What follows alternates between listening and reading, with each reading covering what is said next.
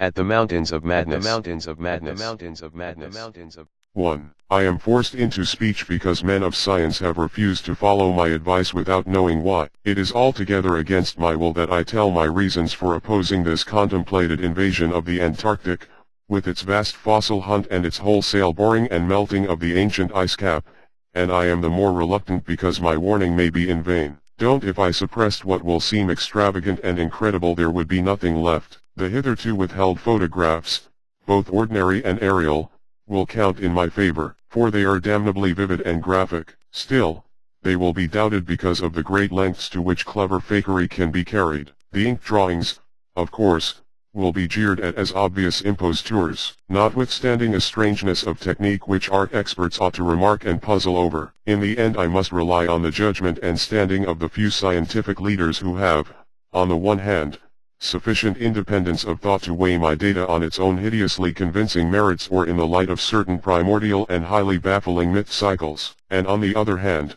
sufficient influence to deter the exploring world in general from any rash and overambitious program in the region of those mountains of madness. It is an unfortunate fact that relatively obscure men like myself and my associates, connected only with the small university, have little chance of making an impression where matters of a wildly bizarre or highly controversial nature are concerned. It is further against us that we are not, in the strictest sense, specialists in the fields which came primarily to be concerned. As a geologist, my object in leading the Miskatonic University expedition was wholly that of securing deep, level specimens of rock and soil from various parts of the Antarctic continent, aided by the remarkable drill devised by Prof. Frank H. Paboddy of our engineering department. I had no wish to be a pioneer in any other field than this, but I did hope that the use of this new mechanical appliance at different points along previously explored paths would bring to light materials of a sort hitherto on collection.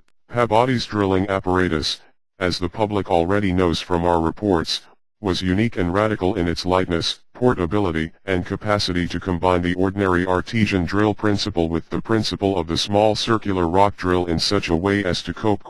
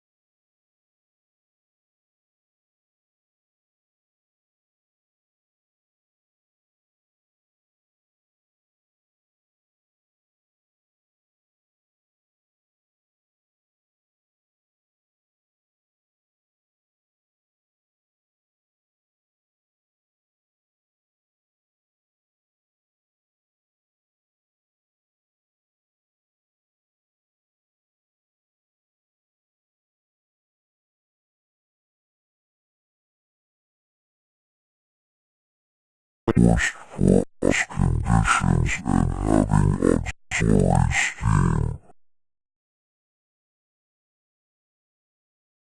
The Bepickman Foundation, aided by a few special contributions, financed the expedition.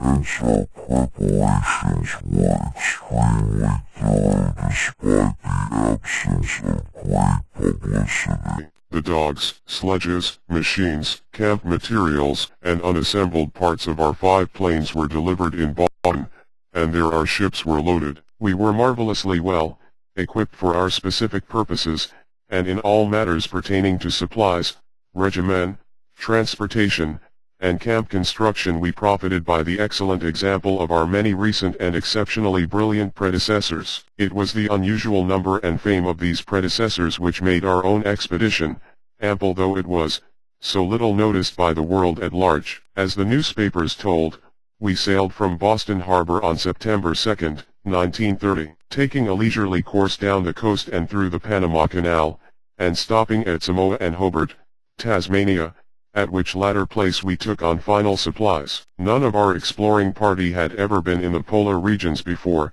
hence we all relied greatly on our ship captains, J.B. Douglas, commanding the brig Arkham, and serving as commander of the sea party, and George Thorfinson, commanding the bark Miskatonic, both veteran whalers in Antarctic waters. As we left the inhabited world behind, the sun sank lower and lower in the north, and stayed longer and longer above the horizon each day. At about 62 degrees south latitude we sighted our first icebergs, table-like objects with vertical sides, and just before reaching the Antarctic Circle, which we crossed on October 20th with appropriately quaint ceremonies, we were considerably troubled with field ice. The falling temperature bothered me considerably after our long voyage through the tropics, but I tried to brace up for the worse rigors to come. On many occasions the curious atmospheric effects enchanted me vastly, these including a strikingly vivid mirage, the first I had ever seen, in which distant bergs became the battlements of unimaginable cosmic castles.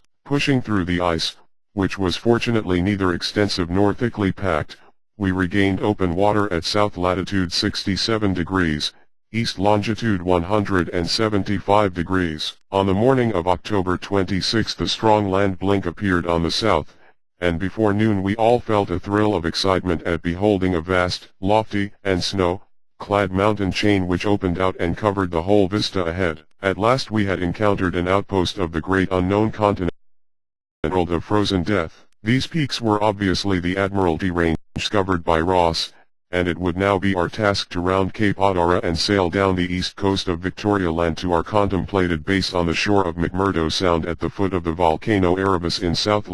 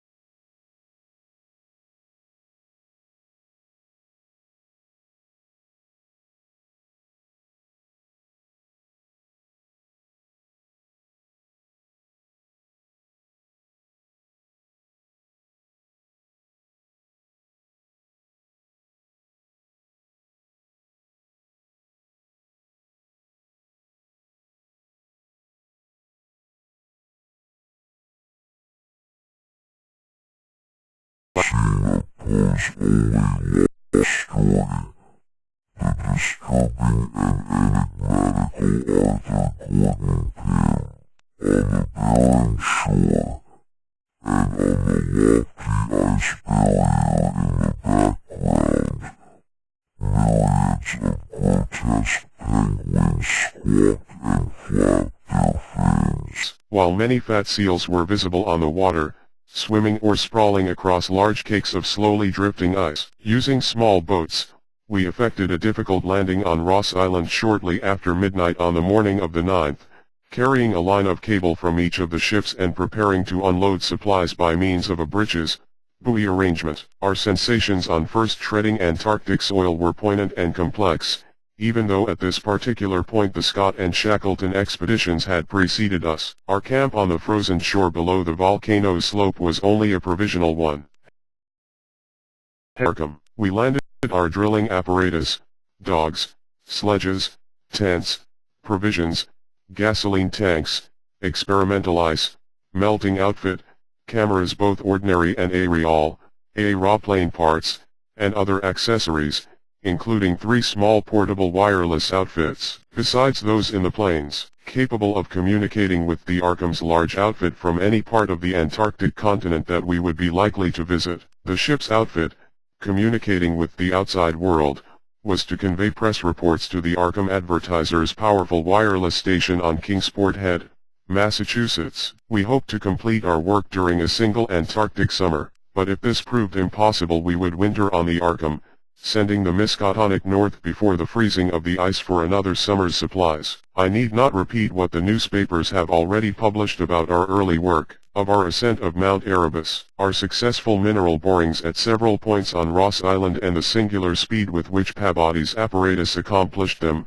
even through solid rock layers, our provisional test of the small ice melting equipment, our perilous ascent of the Great Barrier with sledges and supplies, and our final assembling of 5 huge aeroplanes at the camp atop the barrier. The health of our land party, 20 men and 55 Alaskan sledge dogs, was remarkable, though of course we had so far encountered no really destructive temperatures or wind storms. For the most part, the thermometer varied between 0 and 20 degrees or 25 degrees above, and our experience with New England winters had accustomed us to rigors of this sort. The barrier camp was semi-permanent, and destined to be a storage cache for gasoline, provisions, dynamite, and other supplies. Only 4 of our planes were needed to carry the actual exploring material, the 5th being left with a pilot and 2 men from the ships at the storage cache to form a means of reaching us from the Arkham in case all our exploring planes were lost. Later, when not using all the other planes for moving apparatus, we would employ 1 or 2 in a shuttle transportation service between this cache and another permanent base on the Great Plateau from 600 to 700 miles southward, beyond Beardmore Glacier. Despite the almost unanimous accounts of appalling winds and tempests that poured down from the plateau, we determined to dispense with intermediate bases, taking our chances in the interest of economy and probable efficiency. Wireless reports have spoken of the breath-taking 4-hour non-stop flight of our squadron on November 21 over the lofty shelf ice, with vast peaks rising on the west, and the unfathomed silences echoing to the sound of our engines. Wind troubled us only moderately, and our radio compasses helped us through the one opaque fog we encountered. When the vast rise loomed ahead, between latitudes 83 degrees and 84 degrees, we knew we had reached Beardmore Glacier, the largest valley glacier in the world, and that the frozen sea was now giving place to a frowning and mountainous coastline. At last we were truly entering the white, dead world of the ultimate south, and even as we realized it we saw the peak of Mount Nansen in the eastern distance, towering up to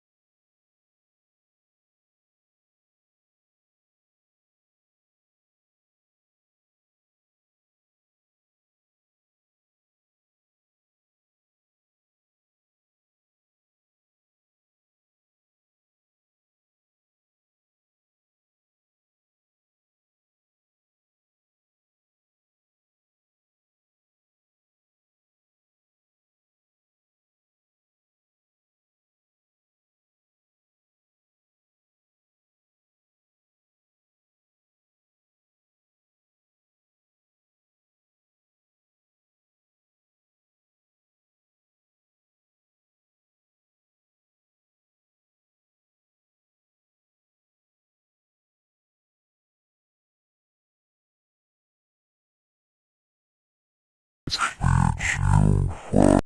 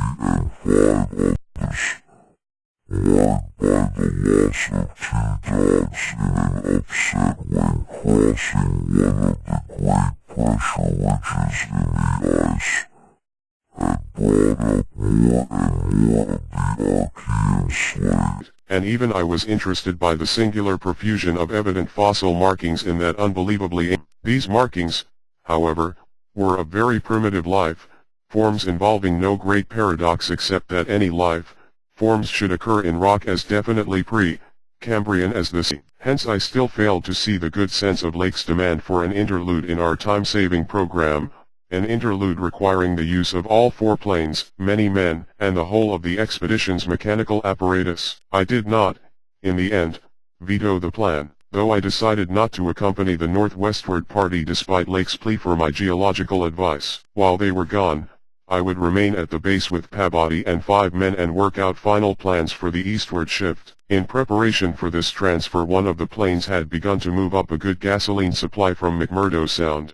but this could wait temporarily. I kept with me 1 sledge and 9 dogs, since it is unwise to be at any time without possible transportation in an utterly tenantless world of Ian, long death. Lake's expedition into the unknown, as everyone will recall, sent out its own reports from the short wave transmitters on the plains, these being simultaneously picked up by our apparatus at the southern base and by the Arkham at McMurdo Sound, whence they were relayed to the outside world on wave lengths up to 50 meters. The start was made January 22nd at 4 a.m., and the first wireless message we received came only 2 hours later, when Lake spoke of descending and starting a small-scale ice melting and bore at a point some 300 miles away from us. 6 hours after that a second and very excited message told of the frantic, beaver-like work whereby a shallow shaft had been sunk and blasted, culminating in the discovery of slate fragments with several markings approximately like the one which had caused the original puzzlement. 3 hours later a brief bulletin announced the resumption of the flight in the teeth of a raw and piercing gale, and when I dispatched a message of protest against further hazards, Lake replied curtly that his new specimens made any hazard worth taking. I saw that his excitement had reached the point of mutiny, and that I could do nothing to check this headlong risk of the whole expedition's success, but it was appalling to think of his plunging deeper and deeper into that treacherous and sinister white immensity of tempests and unfathomed mysteries which stretched off for some 1,500 miles to the half-known, half-suspected coast line of Queen Mary and Knox lands. Then, in about an hour and a half more, came that doubly excited message from Lake's moving plane which almost reversed my sentiments and made me wish I had accompanied the party. 5 p.m. On the wing, after snowstorm, have spied mountain, range ahead higher than any hitherto seen, may equal Himalayas allowing for height of plateau, probable latitude 76 degrees 15 minutes, longitude 113 degrees 10 minutes. He reaches far as can see to right and left. Suspicion of 2 smoking cones, all peaks black and bare of snow, gale blowing off them impedes navigation. After that Peabody, the men, and I hung breathlessly over the receiver. Thought of this titanic mountain rampart 700 miles away inflamed our deepest sense of adventure, and we rejoiced that our expedition, if not ourselves personally, had been its discoverers. In half an hour Lake called us again. Molten's plane forced down on plateau in foothills, but nobody hurt and perhaps can repair. Shall transfer essentials to other 3 for return or further moves if necessary. but no more heavy plane travel needed just now. Mountains surpass anything in imagination. AM going up scouting in Carroll's plane, with all weight out. You can't imagine anything like this. Highest peaks must go over 35,000 feet. Everest out of the running. Atwood to work out height with theodolite while Carroll and I go up. Probably wrong about cones. For formations look stratified. Possibly pre-Cambrian slate with other strata mixed in. Clear skyline effects. Regular sections of cubes clinging to highest peaks. Whole thing marvelous in red. Gold light of low sun. Like land of mystery in a dream or gateway to forbidden world of untrodden wonder. Wish you were here to study.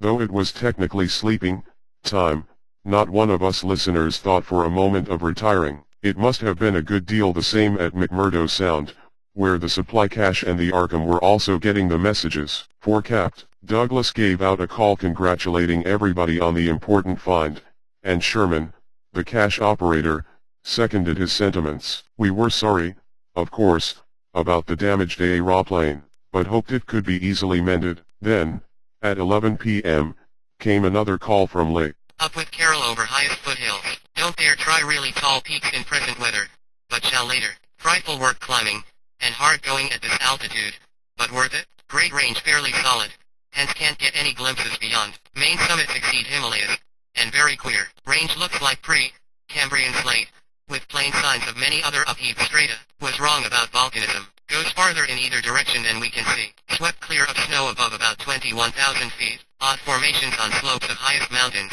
Great low square blocks with exactly vertical sides, and rectangular lines of low vertical ramparts, like the old Asian castles clinging to steep mountains in Rorikis paintings. Impressive from distance. Flew close to some, and Carroll thought they were formed of smaller separate pieces, but that is probably weathering. Most edges crumbled and rounded off as if exposed to storms and climate changes for millions of years. Parts, especially upper parts, seem to be of lighter colored rock than any visible strata on slopes proper, hence an evidently crystalline origin. Closed flying chutes, many cave mouths, some unusually regular in outline, square or semicircular. You must come and investigate. Think I saw rampart squarely on top of one peak. Height seems about 30,000 to 35,000 feet. AM up 21,500 myself.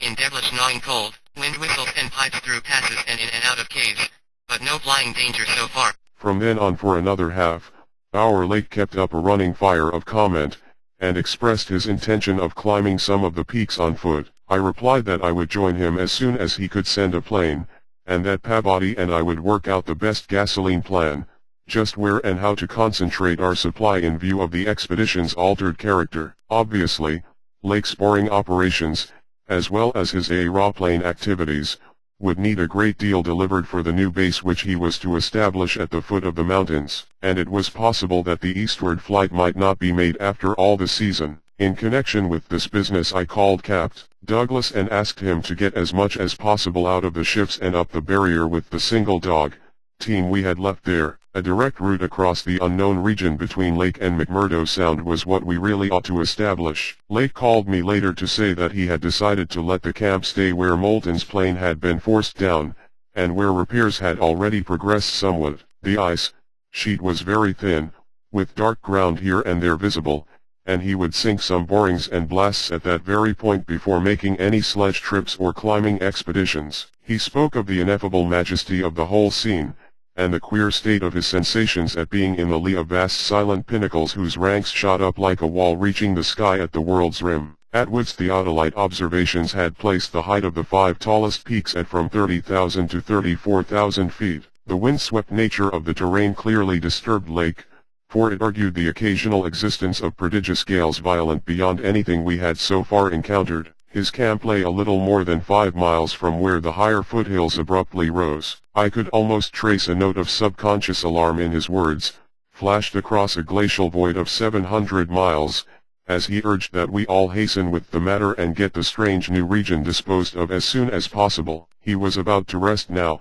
after a continuous day's work of almost unparalleled speed, strenuousness, and results. In the morning I had a 3-cornered wireless talk with Lake and Capt. Douglas at their widely separated bases, and it was agreed that one of Lake's planes would come to my base for Peabody, the 5 men, and myself, as well as for all the fuel it could carry. The rest of the fuel question, depending on our decision about an easterly trip, could wait for a few days, since Lake had enough for immediate camp heat and borings. Eventually the old southern base ought to be restocked, but if we postponed the easterly trip we would not use it till the next summer, and meanwhile Lake must send a plane to explore a direct route between his new mountains and McMurdo Sound. Peabody and I prepared to close our base for a short or long period, as the case might be. If we wintered in the Antarctic we would probably fly straight from Lake's base to the Arkham without returning to this spot. Some of our conical tents had already been reinforced by blocks of hard snow,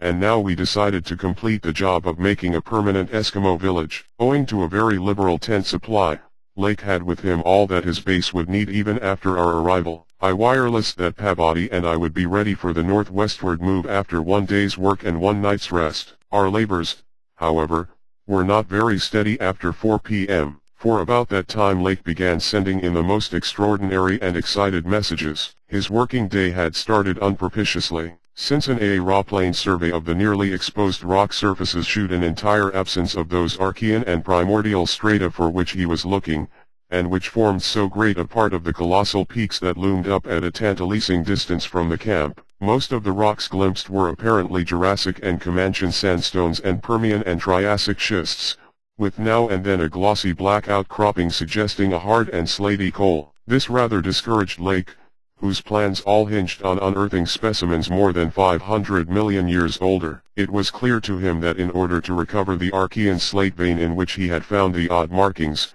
he would have to make a long sledge trip from these foothills to the steep slopes of the gigantic mountains themselves. He had resolved, nevertheless, to do some local boring as part of the expedition's general program, hence set up the drill and put 5 men to work with it while the rest finished settling the camp and repairing the damaged AA-plane. The softest visible rock, a sandstone about a quarter of a mile from the camp, had been chosen for the first sampling, and the drill made excellent progress without much supplementary blasting. It was about 3 hours afterward, following the first really heavy blast of the operation, that the shouting of the drill crew was heard, and that young Gedney, the acting foreman, rushed into the camp with the stove. Early in the boring the sandstone had given place to a vein of Comanchian limestone full of minute fossil cephalopods, corals, echini, and spirifer, and with occasional suggestions of siliceous sponges and marine vertebrate bones, the latter probably of teleosts, sharks, and ganoids. This in itself was important enough, as affording the first vertebrate fossils the expedition had yet secured. But when shortly afterward the drill had dropped through the stratum into apparent vacancy, a wholly new and doubly intense wave of excitement spread among the excavators. A good-sized blast had laid open the subterranean secret, and now, through a jagged aperture perhaps 5 feet across and 3 feet thick, there yawned before the avid searchers a section of shallow limestone hollowing worn more than 40 million years ago by the trickling ground waters of a bygone tropic world. The hollowed layer was not more than 7 or 8 feet deep, but extended off indefinitely in all directions and had a fresh, slightly moving air which suggested its membership in an extensive subterranean system. Its roof and floor were abundantly equipped with large stalactites and stalagmites, some of which met in columnar form, but important above all else was the vast deposit of shells and bones which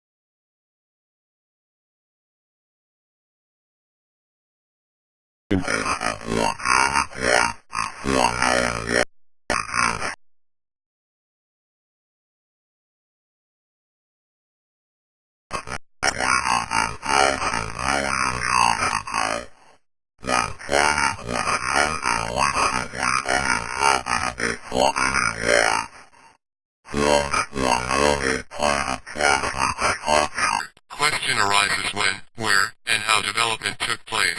Later, examining certain skeletal fragments of large land and marine saurians and primitive mammals, finds singular local wounds or injuries to bony structure not attributable to any known predatory or carnivorous animal of any period. Of two sorts, straight, penetrant bores, and apparently hacking incisions. 1 or 2 cases of cleanly severed bone. Not many specimens affected. AM sending to camp for electric torches.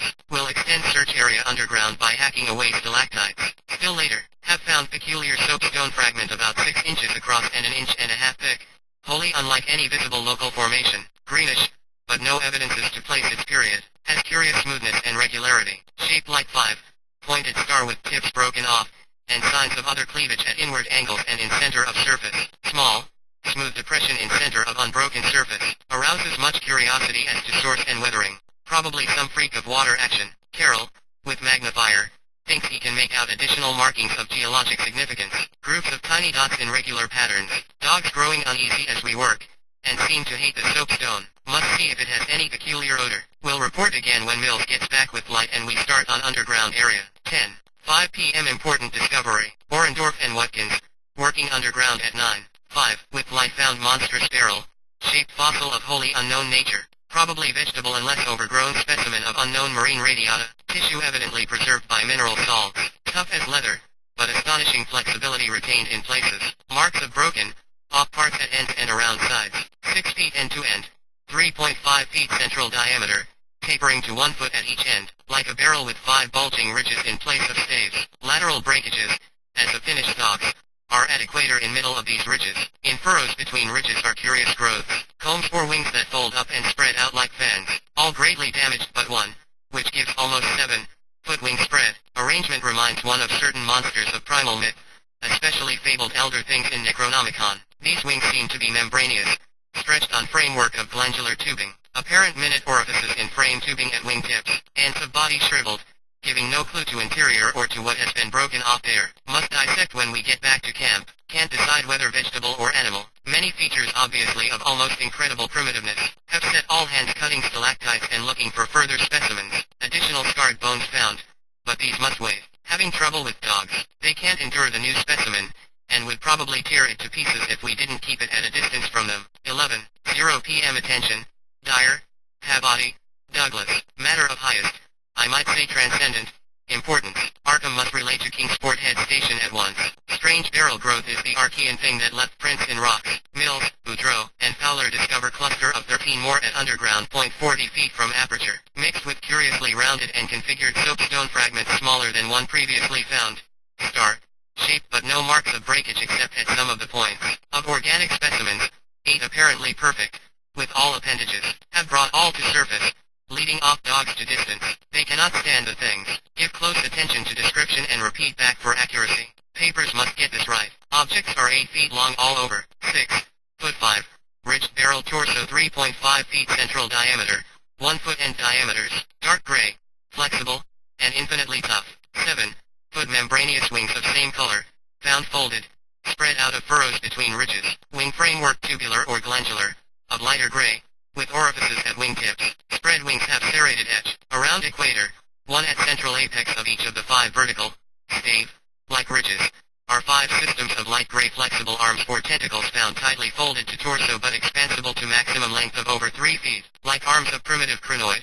Single stalks 3 inches diameter branch after 6 inches into 5 sub-stalks, each of which branches after 8 inches into 5 small, tapering tentacles or tendrils, giving each stalk a total of 25 tentacles. At top of torso blunt bulbous neck of lighter gray with gill-like suggestions holds yellowish 5-pointed starfish, shaped apparent head covered with 3-inch wiry cilia of various prismatic colors. Head thick and puffy, about 2 feet point to point with 3-inch flexible yellowish tubes projecting from each point. Slit in exact center of top, probably breathing aperture. At end of each tube is spherical expansion where yellowish membrane rolls back on handling to reveal glassy, red, iris globe, evidently an eye. 5 slightly longer reddish tubes start from inner angles of starfish, shaped head and end in sac, like swellings of same color which upon pressure open to bell, shape orifices 2 inches maximum diameter and lined with sharp white tooth, like projections.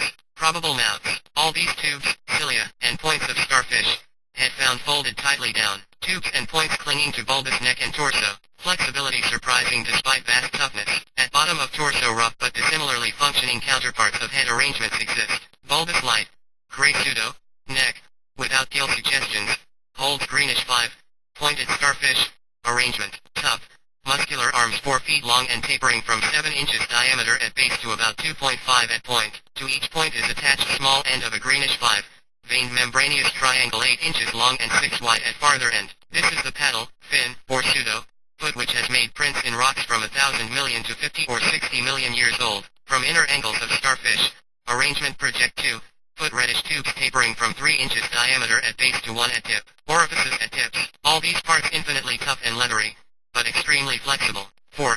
Foot arms with paddles undoubtedly used for locomotion of some sort, marine or otherwise. When moved, display suggestions of exaggerated muscularity. As found, all these projections tightly folded over pseudo, neck and end of torso, corresponding to projections at other end. Cannot yet assign positively to animal or vegetable kingdom, but odds now favor animal. Probably represents incredibly advanced evolution of radiata without loss of certain primitive features. Echinoderm resemblances unmistakable despite local contradictory evidences. Wing structure puzzles in view of probable marine habitat, but may have used in water navigation.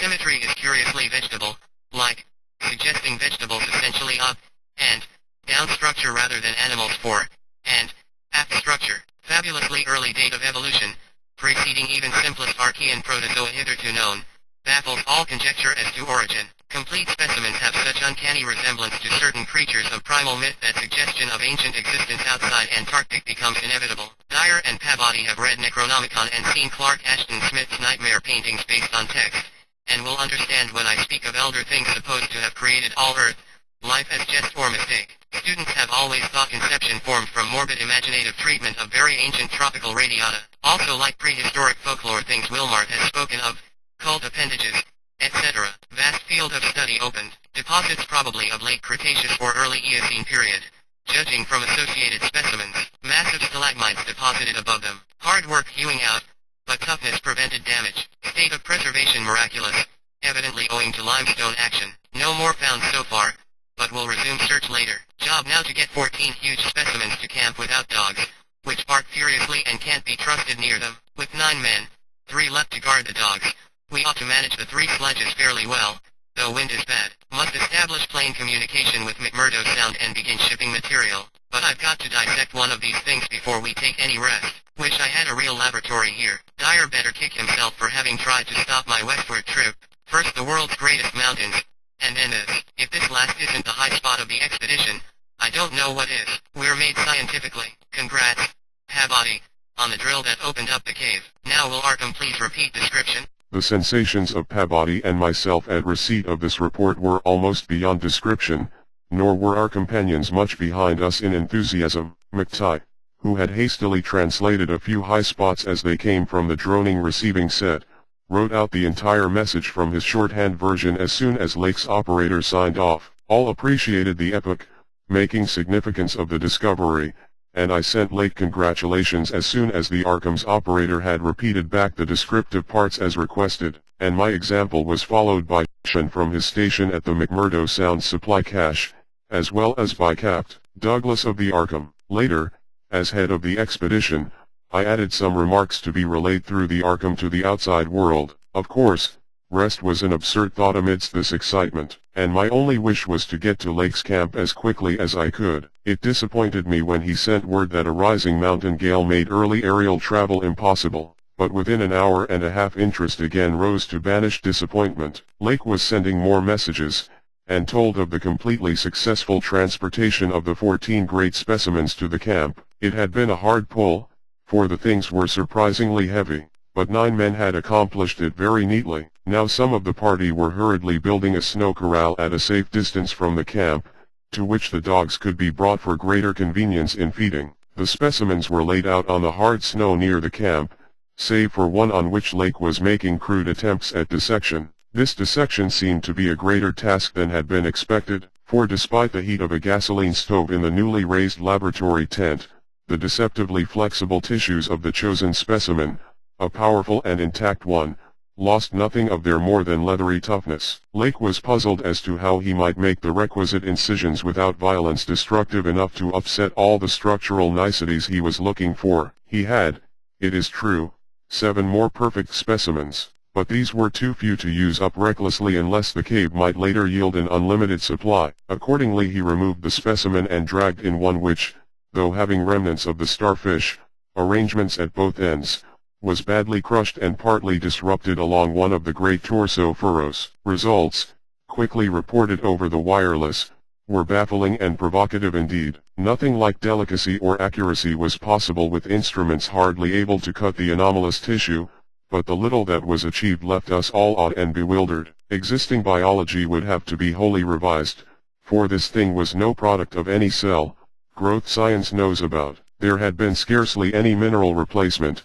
and despite an age of perhaps 40 million years the internal organs were wholly intact. The leathery, undeteriorative, and almost indestructible quality was an inherent attribute of the thing's form of organization, and pertained to some Paleogean cycle of invertebrate evolution utterly beyond our powers of speculation. At first all that Lake found was dry, but as the heated tent produced its thawing effect, organic moisture of pungent and offensive odor was encountered toward the thing's uninjured side. It was not blood, but a thick, dark, green fluid apparently answering the same purpose. By the time Lake reached the stage all 37 dogs had been brought to the still uncompleted corral near the camp, and even at that distance set up a savage barking and show of restlessness at the acrid, diffusive smell. Far from helping to place the strange entity, this provisional dissection merely deepened its mystery. All guesses about its external members had been correct, and on the evidence of these one could hardly hesitate to call the thing animal. But internal inspection brought up so many vegetable evidences that Lake was left hopelessly at sea. It had digestion and circulation,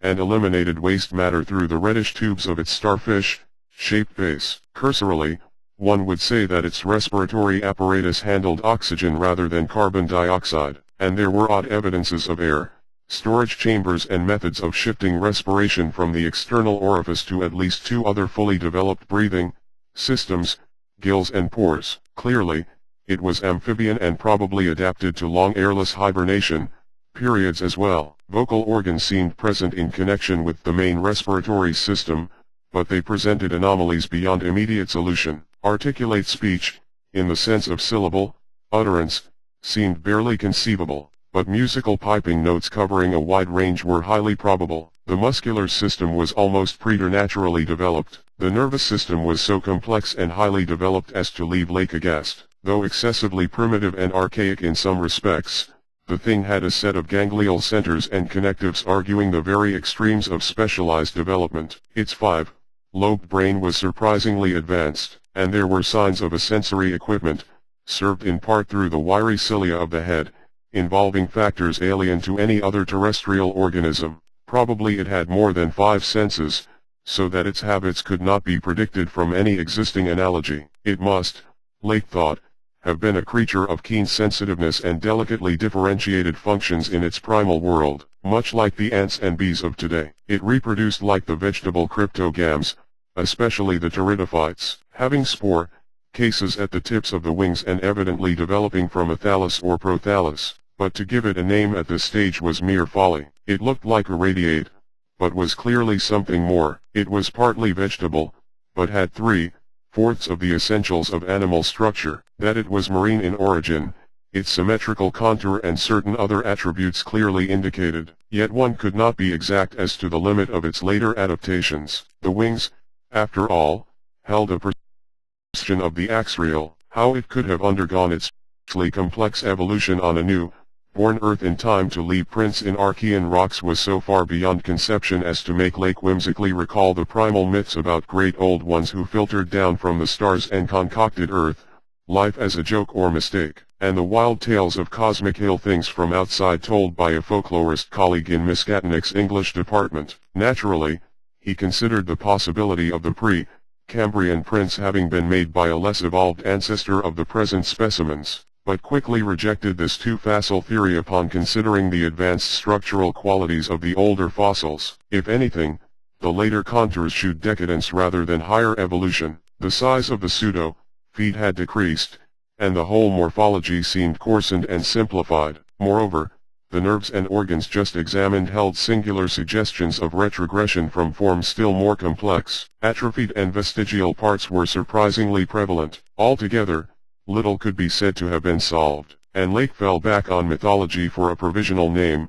jocosely dubbing his finds the Elder Ones. At about 2:00 a.m., having decided to postpone further work and get a little rest, he covered the dissected organism with a tarpaulin, emerged from the laboratory tent, and studied the intact specimens with renewed interest. The ceaseless Antarctic sun had begun to limber up their tissues a trifle, so that the head, points and tubes of 2 or 3 showed signs of unfolding, but Lake did not believe there was any danger of immediate decomposition in the almost sub-zero air. He did, however, move all the undissected specimens closer together and throw a spare tent over them in order to keep off the direct solar rays. That would also help to keep their possible scent away from the dogs, whose hostile unrest was really becoming a problem even at their substantial distance and behind the higher and higher snow walls which an increased quota of the men were hastening to raise around their quarters. He had to weight down the corners of the tent, cloth with heavy blocks of snow to hold it in place amidst the rising gale,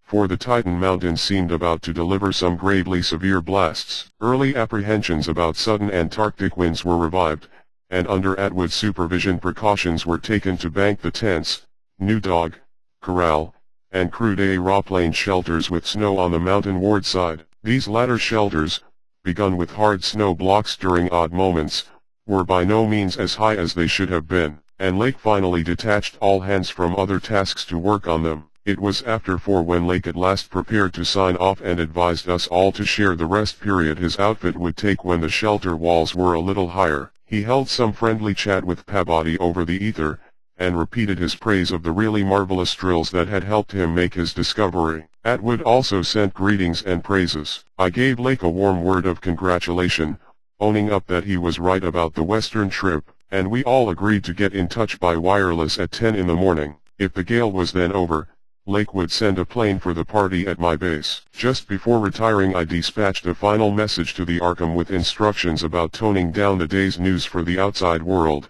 since the full details seemed radical enough to rouse a wave of incredulity until further substantiated. 3. None of us, I imagine, slept very heavily or continuously that morning, for both the excitement of Lake's discovery and the mounting fury of the wind were against such a thing. So savage was the blast, even where we were, that we could not help wondering how much worse it was at Lake's camp, directly under the vast unknown peaks that bred and delivered it. McTighe was awake at 10 o'clock and tried to get Lake on the wireless, as agreed, but some electrical condition in the disturbed air to the westward seemed to prevent communication. We did, however, get the Arkham, and Douglas told me that he had likewise been vainly trying to reach Lake. He had not known about the wind, for very little was blowing at McMurdo Sound despite its persistent rage where we were. Throughout the day we all listened anxiously and tried to get Lake at intervals, but invariably without results. About noon a positive frenzy of wind stampeded out of the west,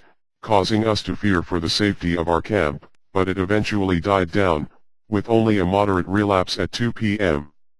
After 3 o'clock it was very quiet, and we redoubled our efforts to get Lake. Reflecting that he had 4 planes, each provided with an excellent short-wave outfit, we could not imagine any ordinary accident capable of crippling all his wireless equipment at once. Nevertheless the stony silence continued, and when we thought of the delirious force the wind must have had in his locality we could not help making the most direful conjectures. By 6 o'clock our fears had become intense and definite, and after a wireless consultation with Douglas and Thorfinson I resolved to take steps toward investigation. The 5th aeroplane, which we had left at the McMurdo Sound supply cache with Sherman and 2 sailors, was in good shape and ready for instant use, and it seemed that the very emergency for which it had been saved was now upon us. I got Sherman by wireless and ordered him to join me with the plane and the 2 sailors at the southern base as quickly as possible, the air conditions being apparently highly favorable. We then talked over the personnel of the coming investigation party, and decided that we would include all hands,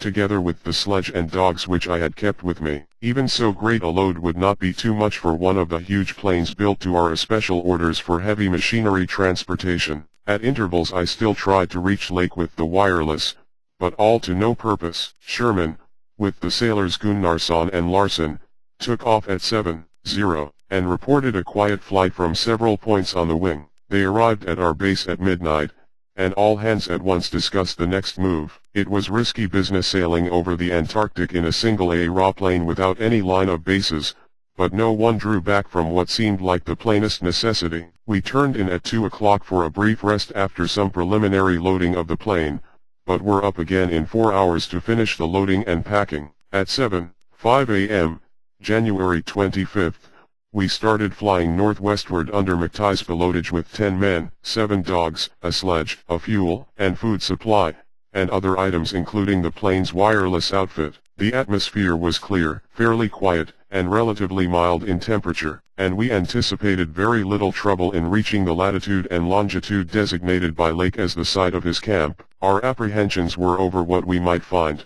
or fail to find, at the end of our journey. For silence continued to answer all calls dispatched to the camp. Every incident of that 4.5 hour flight is burned into my recollection because of its crucial position in my life. It marked my loss, at the age of 54, of all that peace and balance which the normal mind possesses through its accustomed conception of external nature and nature's laws. Thenceforward the 10 of us, but the student Danforth and myself above all others, were to face a hideously amplified world of lurking horrors which nothing can erase from our emotions, and which we would refrain from sharing with mankind in general if we could. The newspapers have printed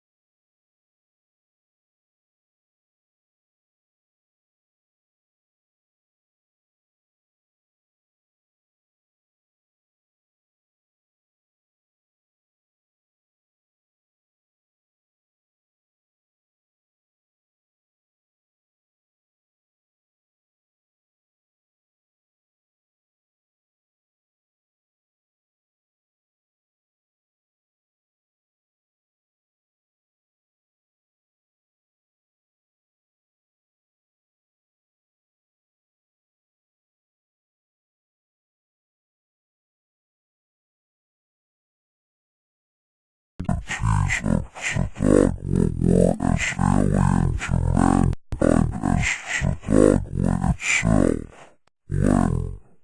Wherever in space or time it might breed, was not a region I would care to be in or near. Nor did I relish the proximity of a world that had ever bred such ambiguous and Archean monstrosities as those Lake had just mentioned. At the moment I felt sorry that I had ever read the abhorred Necronomicon, or talked so much with that unpleasantly erudite folklorist Wilmart at the university. This mood undoubtedly served to aggravate my reaction to the bizarre mirage which burst upon us from the increasingly opalescent zenith as we drew near the mountains and began to make out the cumulative undulations of the foothills. I had seen dozens of polar mirages during the preceding weeks, some of them quite as uncanny and fantastically vivid as the present sample, but this one had a wholly novel and obscure quality of menacing symbolism, and I shuddered as the seething labyrinth of fabulous walls and towers and minarets loomed out of the troubled ice,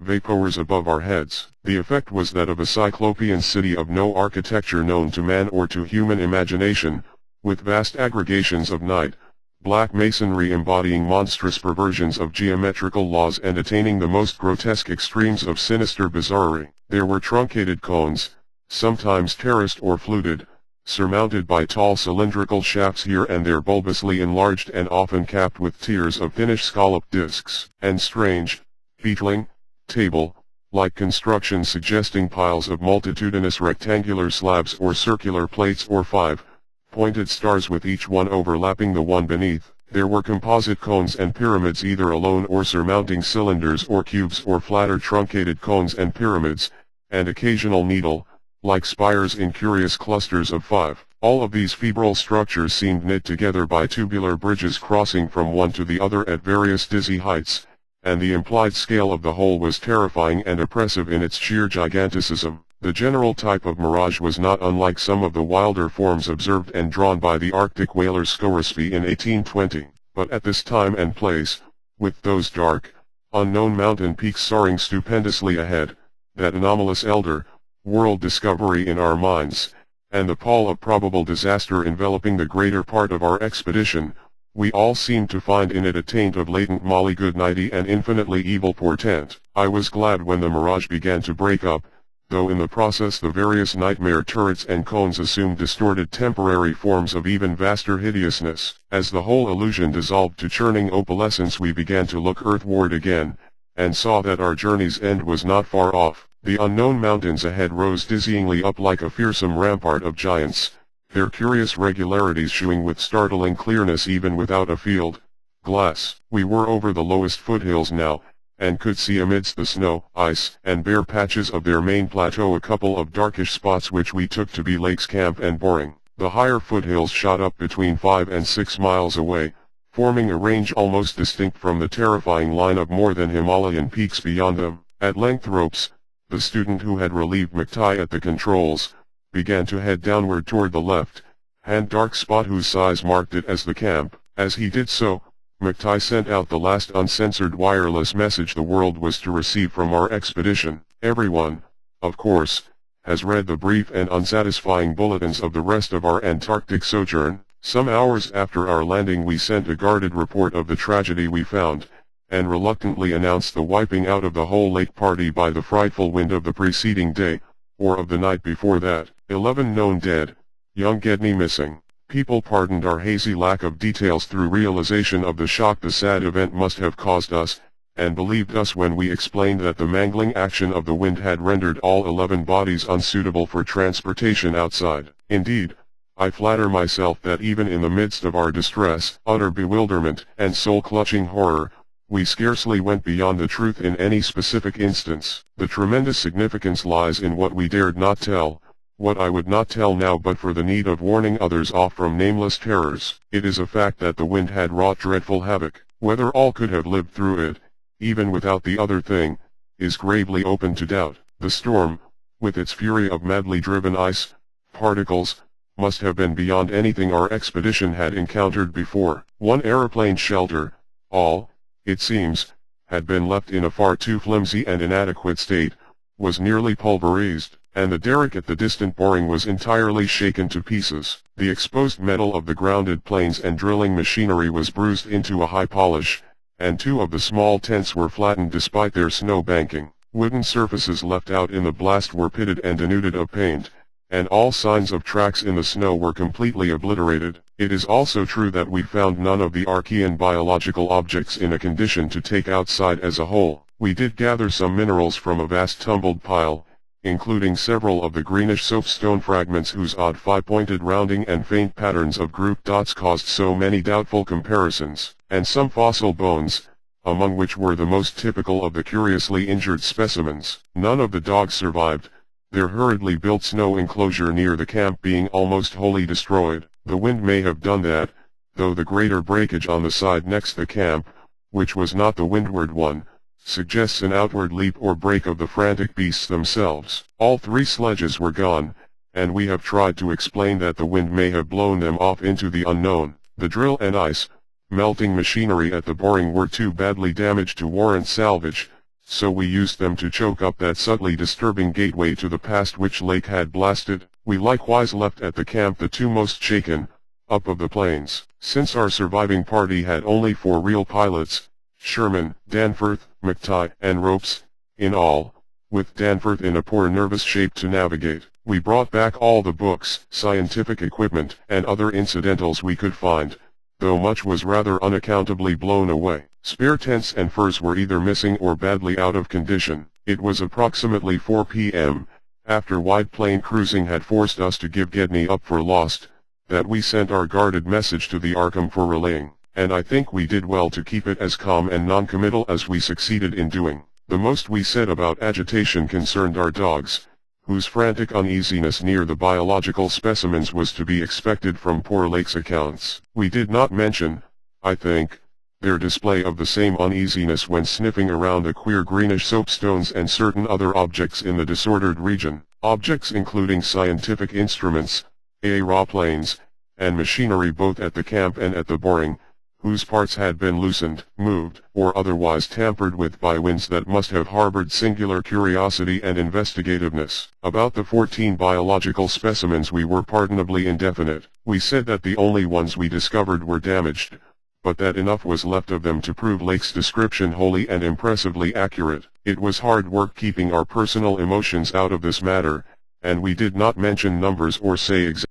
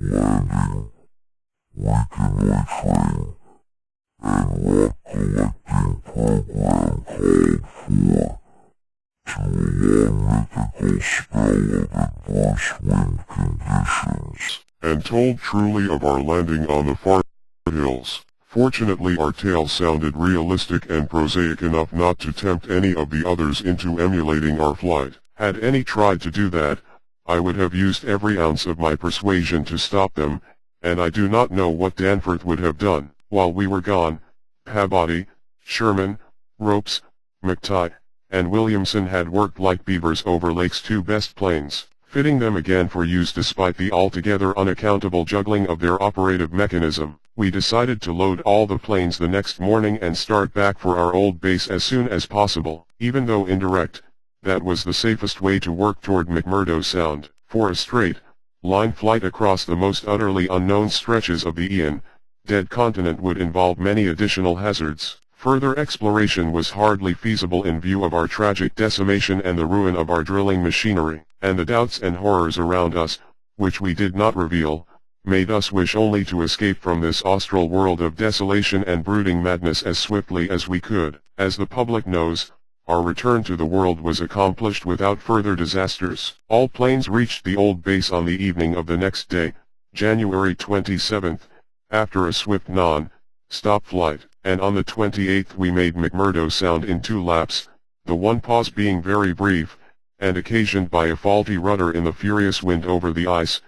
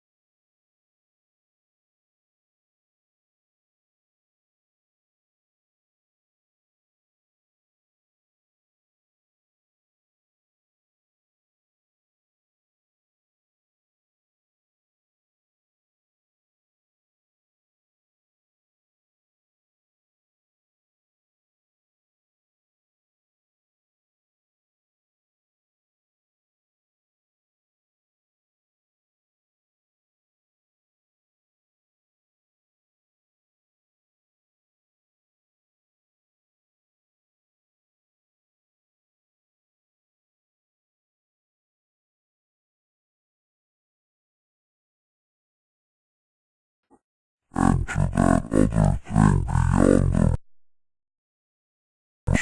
I am constantly tempted to shirk the details, and to let him stand for actual facts and ineluctable deductions. I hope I have said enough already to let me glide briefly over the rest. The rest? That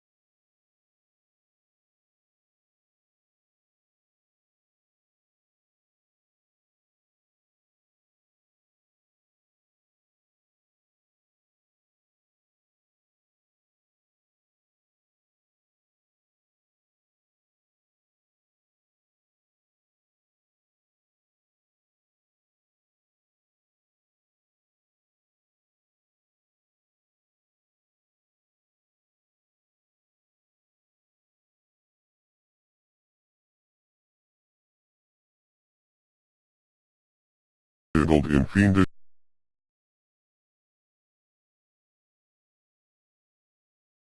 had in each case come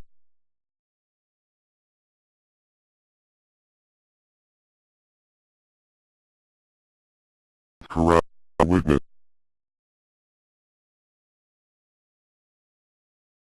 because of the hatred of the animals for those hellish archaean organisms, but the precaution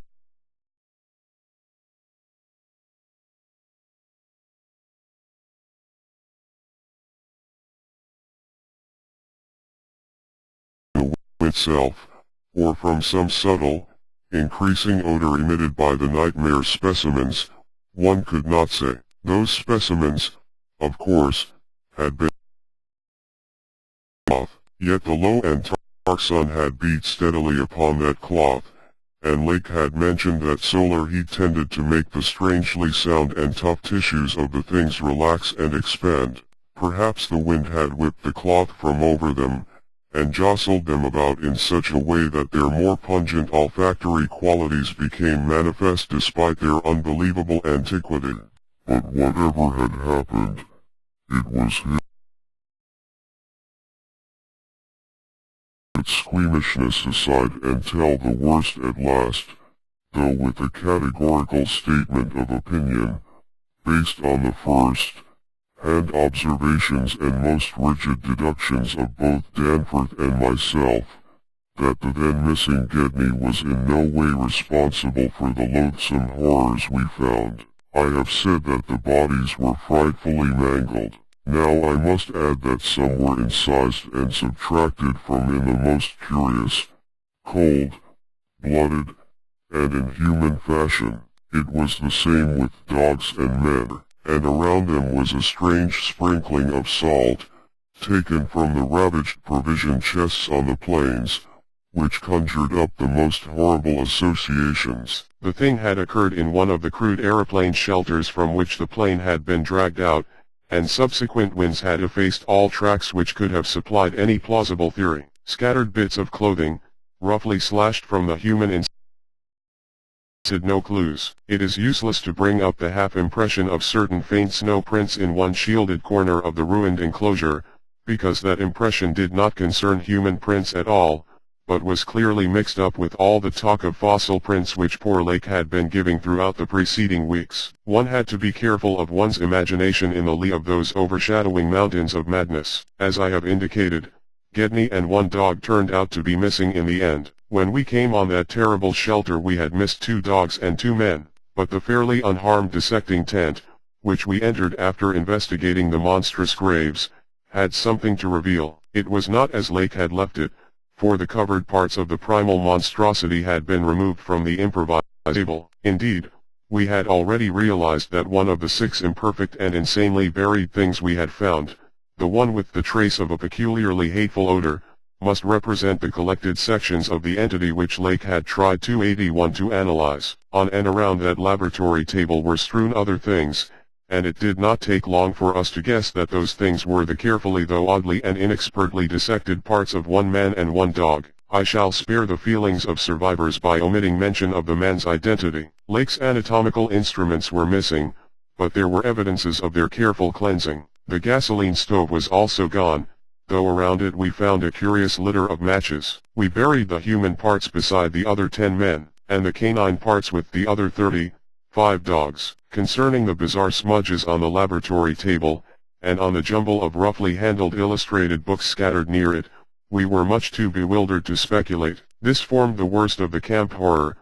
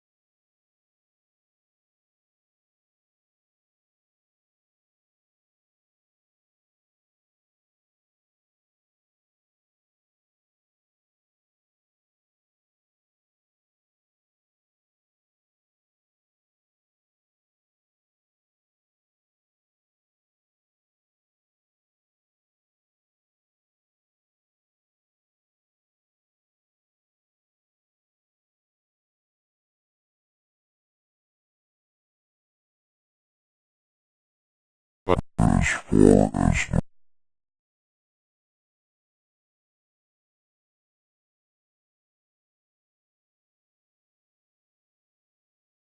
the sheer scientific zeal and adventurousness to wonder about the unknown realm beyond those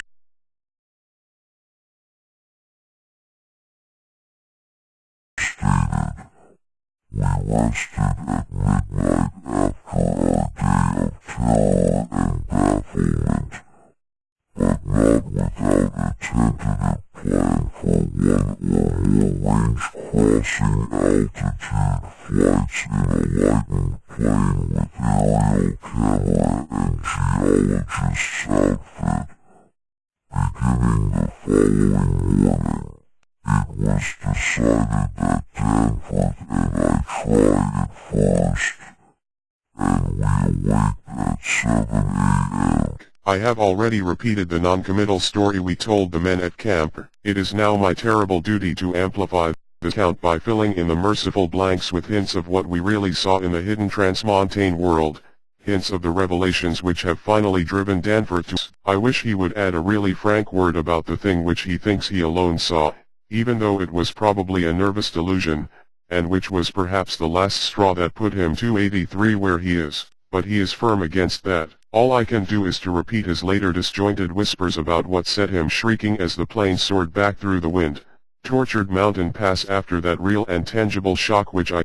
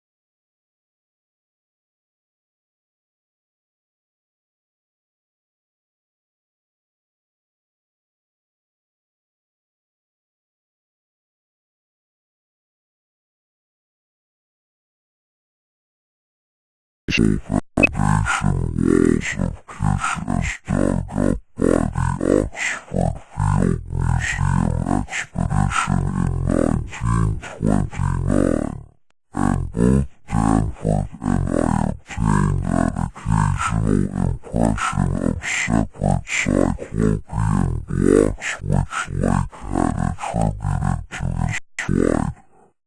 Companion Carol. How to account for such things in this place was frankly beyond me, and igneous formations often have strange regularities, like the famous Giant's Causeway in Ireland, but this stupendous range, despite Lake's original suspicion of smoking cones, was above all else non-volcanic in evidence. The curious cave mouths, near which the odd formations seemed most abundant, presented another albeit a lesser puzzle because of their regularity of outline. They were, as Lake's bulletin had said, often approximately square or semicircular, as if the natural orifices had been shaped to greater symmetry by some magic hand. Their numerousness and wide distribution were remarkable, and suggested that the whole region was honeycombed with tunnels dissolved out of limestone strata. Such glimpses as we secured did not extend far within the caverns, but we saw that they were apparently clear of stalactites and stalagmites. Outside, those parts of the mountain slopes adjoining the apertures seemed invariably smooth and regular, and Danforth thought that the slight cracks and pittings of the weathering tended toward unusual patterns. Filled as he was with the horrors and strangenesses discovered at the camp,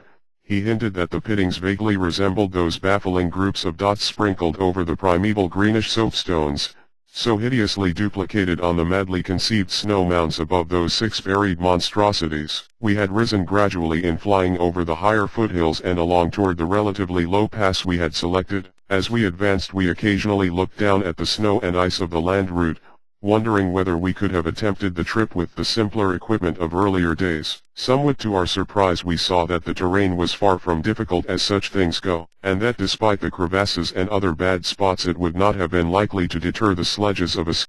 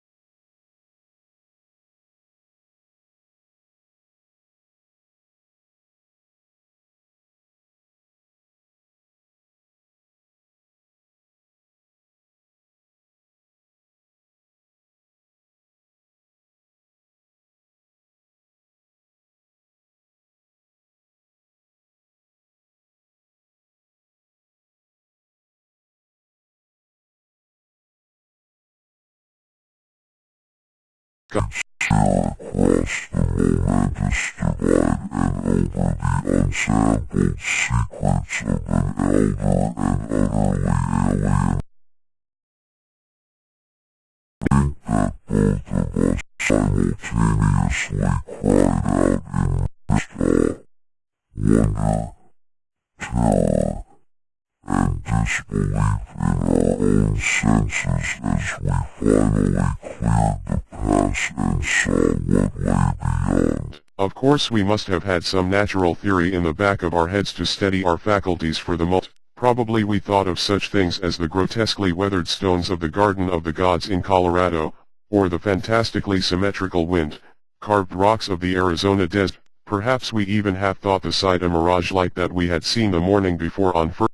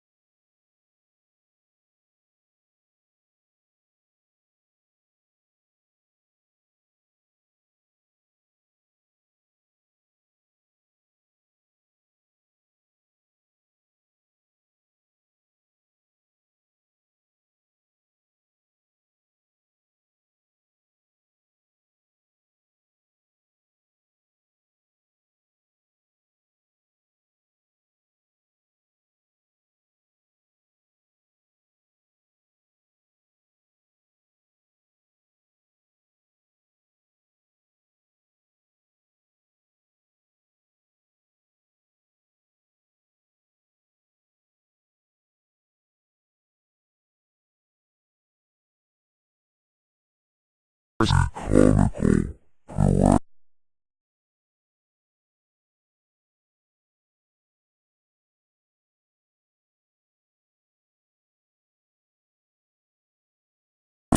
cubes, and other rectangular forms, and a peculiar sprinkling of angled edifices whose five-pointed ground plan roughly suggested modern fortifications. The builders had made constant and expert use of the principle of the arch, and domes had probably existed in the whole tangle was monstrously weathered, and the glacial surface from which the towers projected was strewn with fallen blocks and immemorial debris. Where the glaciation was transparent we could see the lower parts of the gigantic piles, and noticed the ice-preserved stone bridges which connected the different towers at varying distances above the ground. On the exposed walls we could detect the scarred places where other and higher bridges of the same sort had existed. Closer inspection revealed countless largish windows, some of which were closed with shutters of a petrified material, originally wood,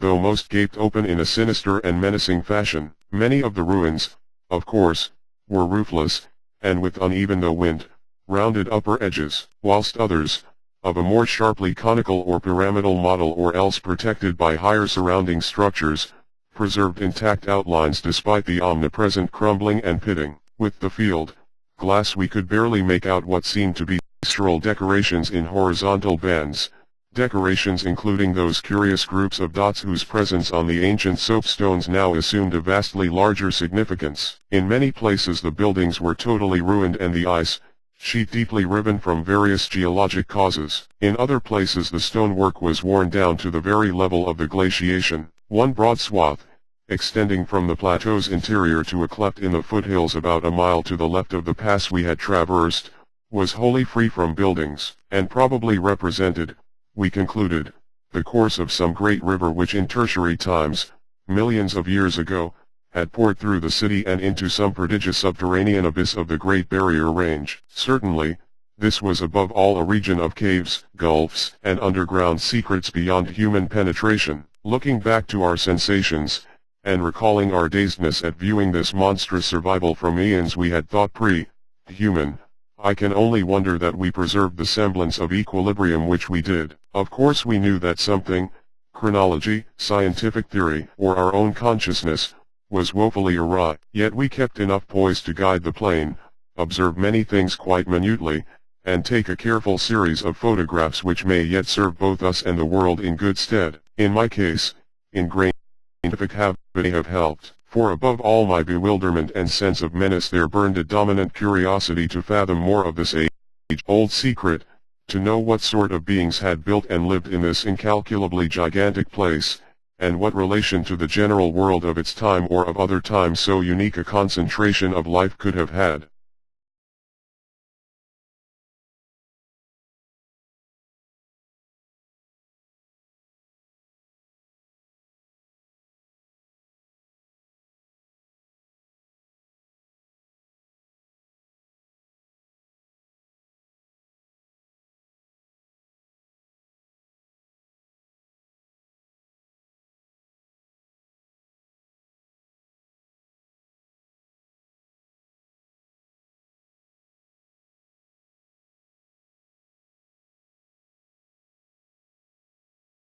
Dreams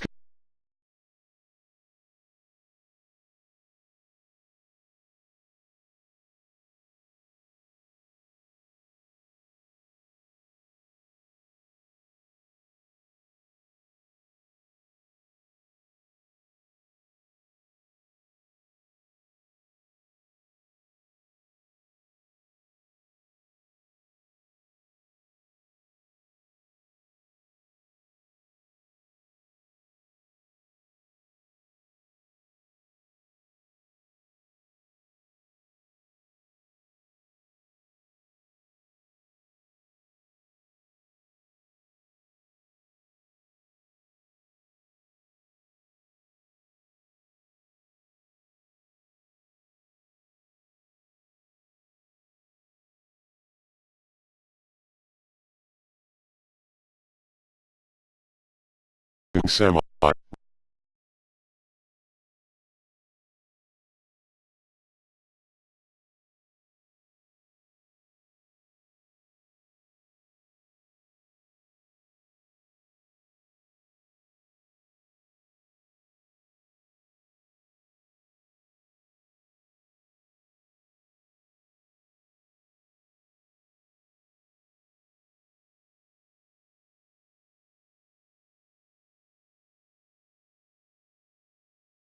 still bore fantastic conical monument carved out of the solid rock and roughly resembling such things as the well-known snake tomb in the ancient valley of Petra. Flying inland from the mountains, we discovered that the city was not of infinite width, even though its length along the foothills seemed endless. After about 30 miles the grotesque stone buildings began to thin out, and in 10 more miles we came to an unbroken waste virtually without signs of sentient artifice. The course of the river beyond the city seemed marked by a broad depressed line, while the land assumed a somewhat greater ruggedness, seeming to slope slightly upward as it receded in the mist, hazed west. So far we had made no landing, yet to leave the plateau without an attempt at entering some of the monstrous structures would have been inconceivable. Accordingly we decided to find a smooth place on the foothills near our navigable pass,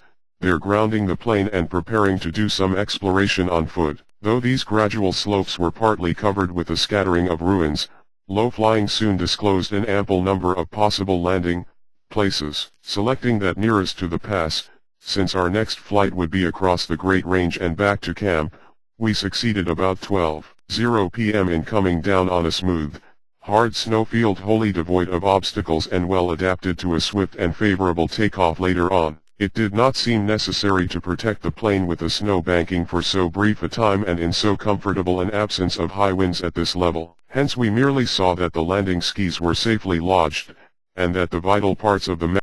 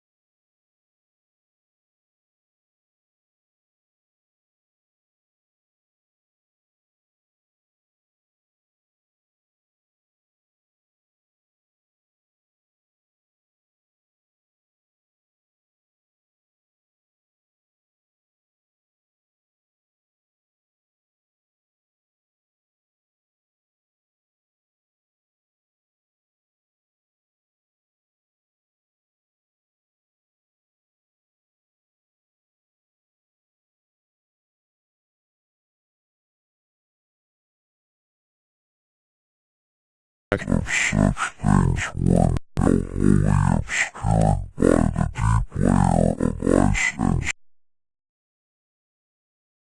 through one of the windows and vainly tried to decipher the nearly effaced mural designs, but did not attempt to disturb the glaciated floor. Our orientation flights had indicated that many buildings in the city proper were less ice-choked, and that we might perhaps find wholly clear interiors leading down to the true ground level if we entered those structures still roofed at the top. Before we left the rampart we photographed it carefully, and studied its mortarless cyclopean masonry with complete bewilderment. We wished that Peabody were present, for his engineering knowledge might have helped us guess how such titanic blocks could have been handled in that unbelievably remote age when the city and its outskirts were built up. The half-mile walk downhill to the actual city, with the upper wind shrieking vainly and savagely through the skyward peaks in the background, was something whose smallest details will always remain engraved on my mind. Only in fantastic nightmares could any human beings but Danforth and me conceive such optical effects. Between us and the churning vapors of the west lay that monstrous tangle of dark stone towers, its ultra-copyright and incredible forms impressing us afresh at every new angle of vision. It was a mirage in solid stone, and were it not for the photographs I would still doubt that such a thing could be. The general type of masonry was identical with that of the rampart we had examined, but the extravagant shapes which this masonry took in its urban manifestations were past all description. Even the pictures illustrate only one or two phases of its infinite bizarrerie, endless variety, preternatural massiveness, and utterly alien exoticism. There were geometrical forms for which an Euclid could scarcely find a name, cones of all degrees of irregularity and truncation, terraces of every sort of provocative disproportion, shafts with odd bulbous enlargements, broken columns in curious groups, and five-pointed or five-ridged arrangements of mad grotesqueness. As we drew nearer we could see beneath certain transparent parts of the ice sheet, and detect some of the tubular stone bridges that connected the crazily sprinkled structures at various heights. Of orderly streets there seemed to be none, the only broad open swath being a mile to the left, where the ancient river had doubtless flowed through the town into the mountains. Our field glasses shewed the external horizontal bands of nearly effaced sculptures and groups to be very prevalent, and we could half imagine what the city must once have looked like, even though most of the roofs and tower tops had necessarily perished. As a whole, it had been a complex tangle of twisted lanes and alleys, all of them deep canyons, and some little better than tunnels because of the overhanging masonry or overarching bridges. Now, outspread below us, it loomed like a dream, fantasy against a westward mist through whose northern end the low, reddish Antarctic sun of early afternoon was struggling to shine, and when for a moment that sun encountered a denser obstruction and plunged the scene into temporary shadow, the effect was subtly menacing in a way I can never hope to depict. Even the faint howling and piping of the unfelt wind in the great mountain passes behind us took on a wilder note of purposeful molly-good-nighting. The last stage of our descent to the town was unusually steep and abrupt, and a rock outcropping at the edge where the grade changed led us to think that an artificial terrace had once existed there. Under the glaciation,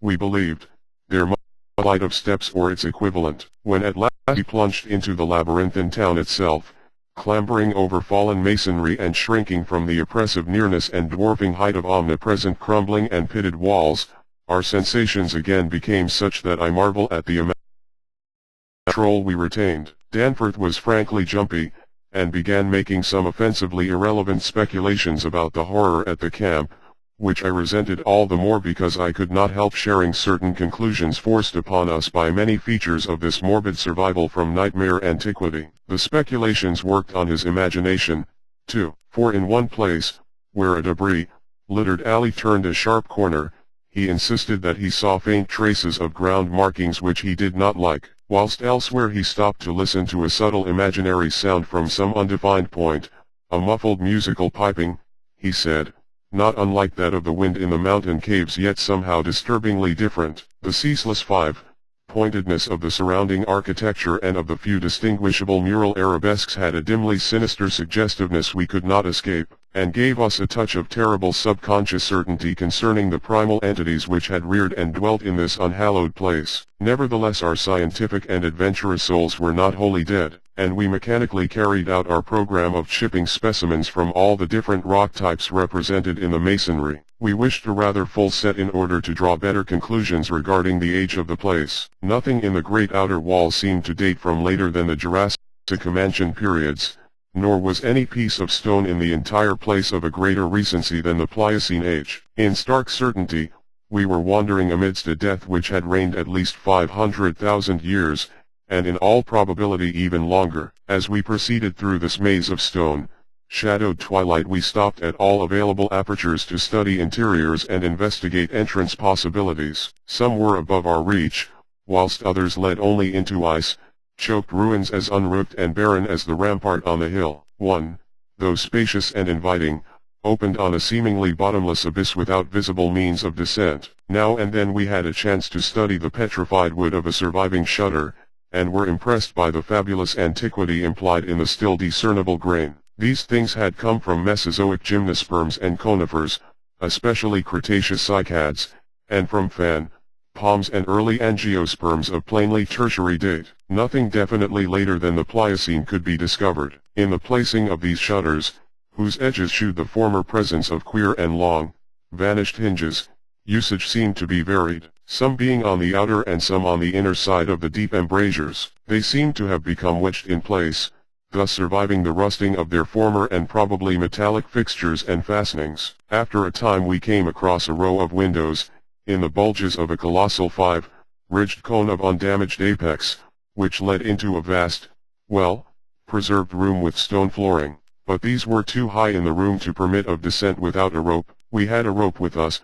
but did not wish to bother with this 20-foot drop unless obliged to, especially in this thin plateau air where great demands were made upon the heart action. This enormous room was probably a hall or concourse of some sort, and our electric torches shewed bold, distinct, and potentially startling sculptures arranged round the walls in broad, horizontal bands separated by equally broad strips of conventional arabesques. We took careful note of this spot, planning to enter here unless a more easily gained interior were encountered. Finally, though, we did encounter exactly the opening we wished, an archway about 6 feet wide and 10 feet high, marking the former end of an aerial bridge which had spanned an alley about 5 feet above the present level of glaciation. These archways, of course, were flush with upper-story floors, and in this case one of the floors still existed. The building thus accessible was a series of rectangular terraces on our left facing westward. That across the alley, where the other archway yawned,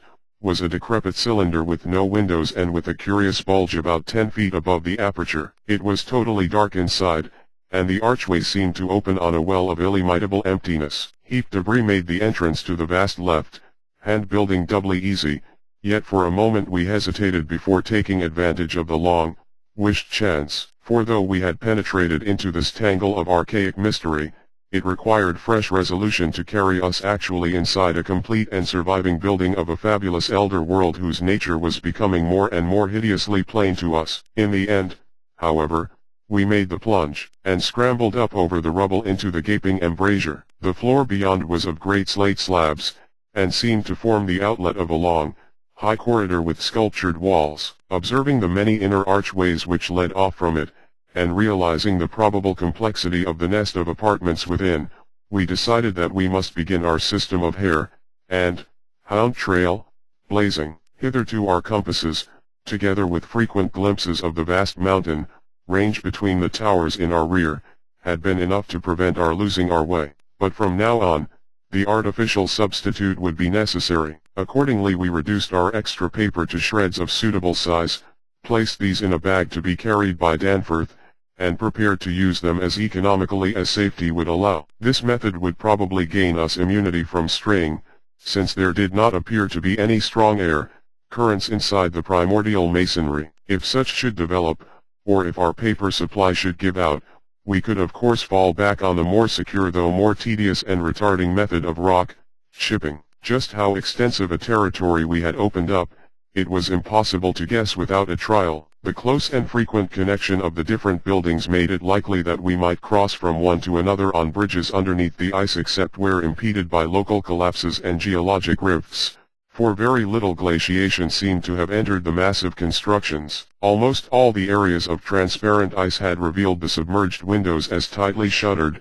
as if the town had been left in that uniform state until the glacial sheet came to crystallize the lower part for all succeeding time. Indeed, one gained a curious impression that this place had been deliberately closed and deserted in some dim, bygone eon, rather than overwhelmed by any sudden calamity or even gradual decay. Had the coming of the ice been foreseen, and had a nameless population left en masse to seek a less doomed abode, the precise physiographic conditions attending the formation of the ice sheet at this point would have to wait for later solution. It had not, very plainly, been a grinding drive. Perhaps the pressure of accumulated snows had been responsible, and perhaps some flood from the river, or from the bursting of some ancient glacial dam in the Great Range, had helped to create the special state now observable. Imagination could conceive almost anything in connection with this place. 6. It would be cumbrous to give a detailed, consecutive account of our wanderings inside that cavernous, dead honeycomb of primal masonry, that monstrous lair of elder secrets which now echoed for the first time, after uncounted epochs, to the tread of human feet. This is especially true because so much of the horrible drama and revelation came from a mere study of the omnipresent mural carvings. Our flashlight photographs of those carvings will do much toward proving the truth of what we are now disclosing, and it is lamentable that we had not a larger film supply with us. As it was, we made crude notebook sketches of certain salient features after all our films were used up. The building which we had entered was one of great size and elaborateness, and gave us an impressive notion of the architecture of that nameless geologic past. The inner partitions were less massive than the outer walls, but on the lower levels were excellently preserved. Labyrinthine complexity, involving curiously irregular differences in floor levels, characterized the entire arrangement, and we should certainly have been lost at the very outset but for the trail of torn paper left behind us. We decided to explore the more decrepit upper parts first of all, hence climbed aloft in the maze for a distance of some 100 feet, to where the topmost tier of chambers yawned snowily and ruinously open to the polar sky. Ascent was effected over the steep, transversely ribbed stone ramps or inclined planes which everywhere served in lieu of stairs. The rooms we encountered were of all imaginable shapes and proportions, ranging from 5-pointed stars to triangles and perfect cubes. It might be safe to say that their general average was about 30 feet in floor area, and 20 feet in height. Though many larger apartments existed, after thoroughly examining the upper regions and the glacial level we descended story by story into the submerged part, where indeed we soon saw we were in a continuous maze of connected chambers and passages probably leading over unlimited areas outside this particular building. The cyclopean massiveness and giganticism of everything about us became curiously oppressive, and there was something vaguely but deeply unhuman in all the contours, dimensions, proportions, decorations, and constructional nuances of the blasphemously archaic stonework. We soon realized from what the carvings revealed that this monstrous city was many million years old. We cannot yet explain the engineering principles used in the anomalous balancing and adjustment of the vast rock masses, though the function of the arch was clearly much relied on. The rooms we visited were wholly bare of all portable contents, a circumstance which sustained our belief in the city's deliberate desertion. The prime decorative feature was the almost universal system of mural sculpture, which tended to run in continuous horizontal bands 3 feet wide and arranged from floor to ceiling in alternation with bands of equal width given over to geometrical arabesques. There were exceptions to this rule of arrangement, but its preponderance was overwhelming. Often, however, a series of smooth cartouches containing oddly patterned groups of dots would be sunk along one of the arabesque bands. The technique, we soon saw, was mature, accomplished, and aesthetically evolved to the highest degree of civilized mastery, though utterly alien in every detail to any known art tradition of the human race. In delicacy of execution no sculpture I have ever seen could approach it. The minutest details of elaborate vegetation, or of animal life, were rendered with astonishing vividness despite the bold scale of the carvings, whilst the conventional designs were marvels of skillful intricacy. The arabesques displayed a profound use of mathematical principles,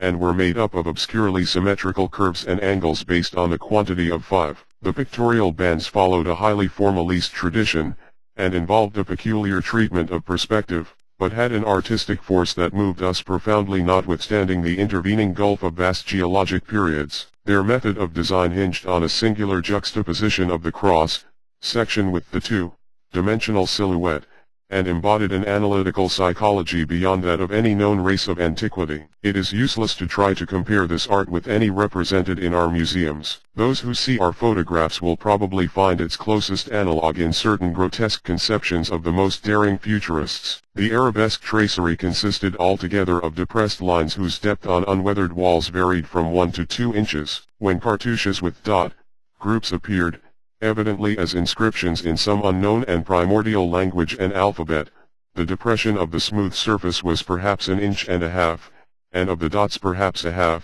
inch more. The pictorial bands were in counter, sunk low relief, their background being depressed about 2 inches from the original wall surface. In some specimens marks of a former coloration could be detected, though for the most part the untold eons had disintegrated and banished any pigments which may have been applied. The more one studied the marvelous technique, the more one admired the things. Beneath their strict conventionalization one could grasp the minute and accurate observation and graphic skill of the artists, and indeed, the very conventions themselves served to symbolize and accentuate the real essence or vital differentiation of every object delineated. We felt, too, that besides these recognizable excellences there were others lurking beyond the reach of our perceptions. Certain touches here and there gave vague hints of latent symbols and stimuli which another mental and emotional background, and a fuller or different sensory equipment, might have made of profound and poignant significance to us. The subject matter of the sculptures obviously came from the life of the vanished epoch of their creation,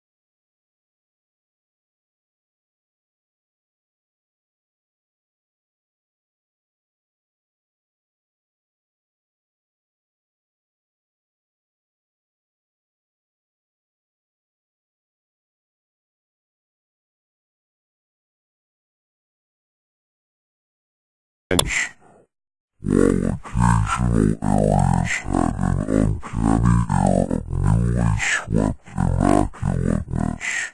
Of course, where rips or collapses had occurred, the lower levels were as littered as the upper ones. a central court, as in other structures we had seen from the air, saved the inner regions from total darkness, so that we seldom had to use our electric torches in the upper rooms except when studying sculptured details. Below the ice cap, however, the twilight deepened, and in many parts of the tangled ground level there was an approach to absolute blackness. To form even a rudimentary idea of our thoughts and feelings as we penetrated this silent maze of unhuman masonry, one must correlate a hopelessly bewildering chaos of fugitive moods, memories, and impressions. The sheer appalling antiquity and lethal desolation of the place were enough to overwhelm almost any sensitive person, but added to these elements were the recent unexplained horror at the camp, and the revelations all too soon effected by the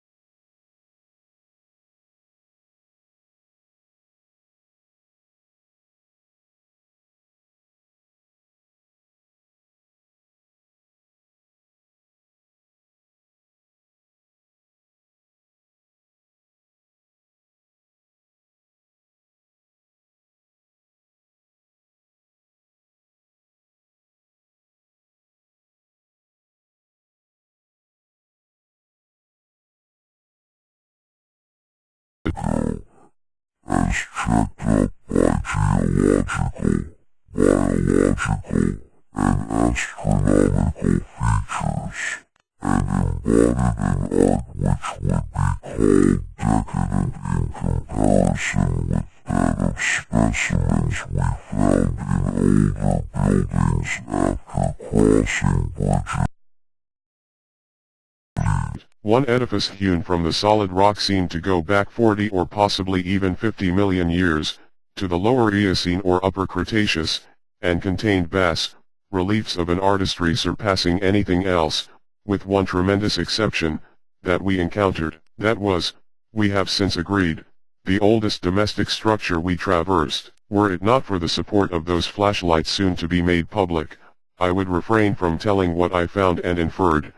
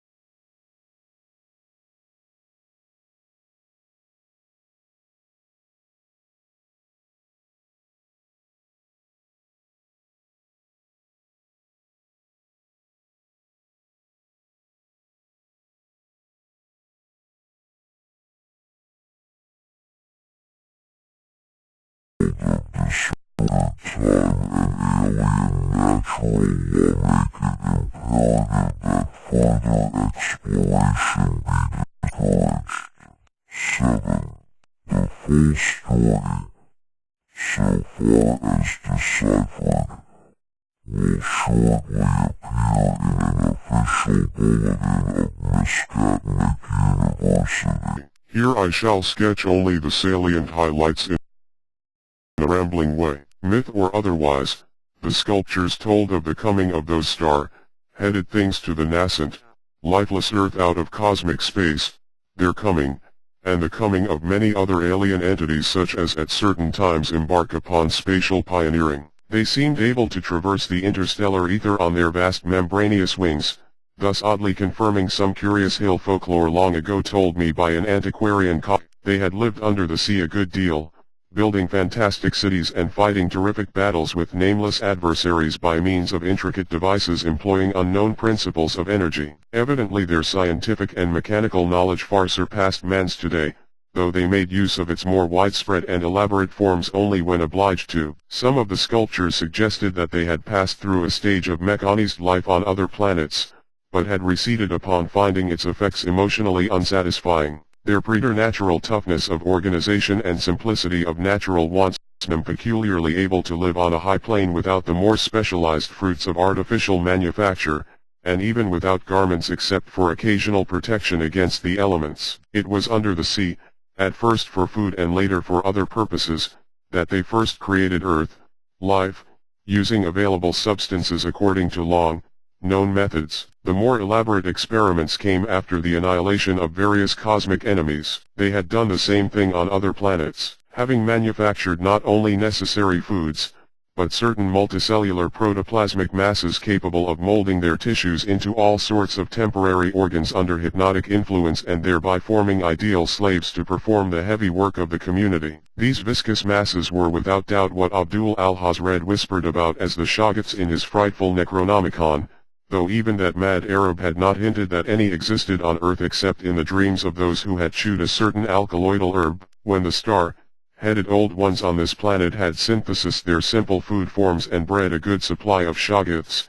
they allowed other cell groups to develop into other forms of animal and vegetable life for sundry purposes, extirpating any whose presence became troublesome. With the aid of the Shoggoths, whose expansions could be made to lift prodigious weights, the small, low cities under the sea grew to vast and imposing labyrinths of not unlike those which later rose on land. Indeed, the highly adaptable old ones had lived much on land in other parts of the universe, and probably retained many traditions of land construction. As we studied the architecture of all these sculptured Paleogean cities, including that whose dead corridors we were even then traversing, we were impressed by a curious coincidence which we have not yet tried to explain, even to ourselves. The tops of the buildings, which in the actual city around us had of course been weathered into shapeless ruins ages ago, were clearly displayed in the bas-reliefs, and shewed vast clusters of needle-like spires, delicate finials on certain cone and pyramid apexes,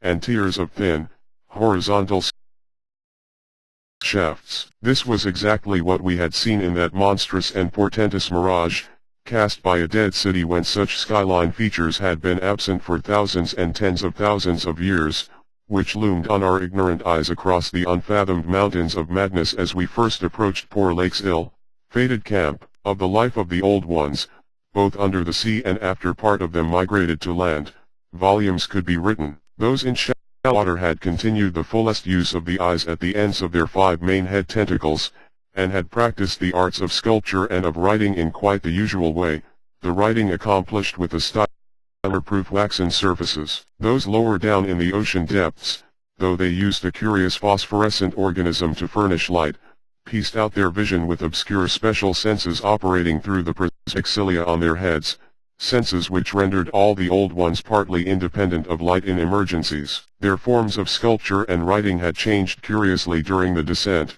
embodying certain apparently chemical coating processes, probably to secure phosphorescence, which the bas-reliefs could not make clear to us. The beings moved in the sea partly by swimming, using the lateral crinoid arms, and partly by wriggling with the lower tier of tentacles containing the pseudo-feet. Occasionally they accomplished long swoops with the auxiliary use of 2 or more sets of their fan-like folding wings. On land they locally used the pseudo-feet, but now and then flew to great heights or over long distances with their wings. The many slender tentacles into which the crinoid arms branched were infinitely delicate, flexible, strong, and accurate in muscular, nervous coordination, ensuring the utmost skill and dexterity in all artistic and other manual operations. The toughness of the things was almost incredible. Even the terrific pressures of the deepest sea bottoms appeared powerless to harm them. Very few seemed to die at all except by violence, and their burial places were very limited. The fact that they covered their vertically inhumed dead with 5-pointed inscribed mounds set up thoughts in Danforth and me which made a fresh pause and recuperation revealed it. The beings multiplied by means of spores, like vegetable pteridophytes as Lake had suspected, but owing to their prodigious toughness and longevity, and consequent lack of replacement needs, they did not encourage the large-scale development of new prothali except when they had new regions to colonize. The young matured swiftly, and received an education evidently beyond any standard we can imagine. The prevailing intellectual and aesthetic life was highly evolved, and produced a tenaciously enduring set of customs and institutions which I shall describe more fully in my coming monograph. These varied slightly according to sea or land residence, but had the same foundations and essentials. Though able, like vegetables, to derive nourishment from inorganic substances, they vastly preferred organic and especially animal food. They ate uncooked marine life under the sea, but cooked their viands on land. They hunted game and raised meat herds, slaughtering with sharp weapons whose odd marks on certain fossil bones our expedition had noted. They resisted all ordinary temperatures marvelously, and in their natural state could live in water down to freezing. When the great chill of the Pleistocene drew on, however, nearly a million years ago, the land dwellers had to resort to special measures including artificial heating, until at last the deadly cold appears to have driven them back into the sea. For their prehistoric flights through cosmic space, legend said, they had absorbed certain chemicals and became almost independent of eating, breathing, or heat conditions. But by the time of the Great Cold they had lost track of the method. In any case they could not have prolonged the artificial state indefinitely without harm. Being non-pairing and semi-vegetable in structure, the old ones had no biological basis for the family phase of mammal life, but seemed to organize large households on the principles of comfortable space, utility and, as we deduced from the pictured occupations and diversions of co-dwellers, congenial mental association. In furnishing their homes they kept everything in the center of the huge rooms, leaving all the wall spaces free for decorative treatment. Lighting, in the case of the land inhabitants, was accomplished by a device probably electro-chemical in nature. Both on land and underwater they used curious tables, chairs, and couches like cylindrical frames, for they rested and slept upright with folded, down tentacles, and racks for the hinged sets of dotted surfaces forming their books. Government was evidently complex and probably socialistic, though no certainties in this regard could be deduced from the sculptures we saw. There was extensive commerce, both local and between different cities. Certain small, flat counters, 5-pointed and inscribed, serving as money. Probably the smaller of the various greenish soapstones found by our expedition were pieces of such currency. Though the culture was mainly urban,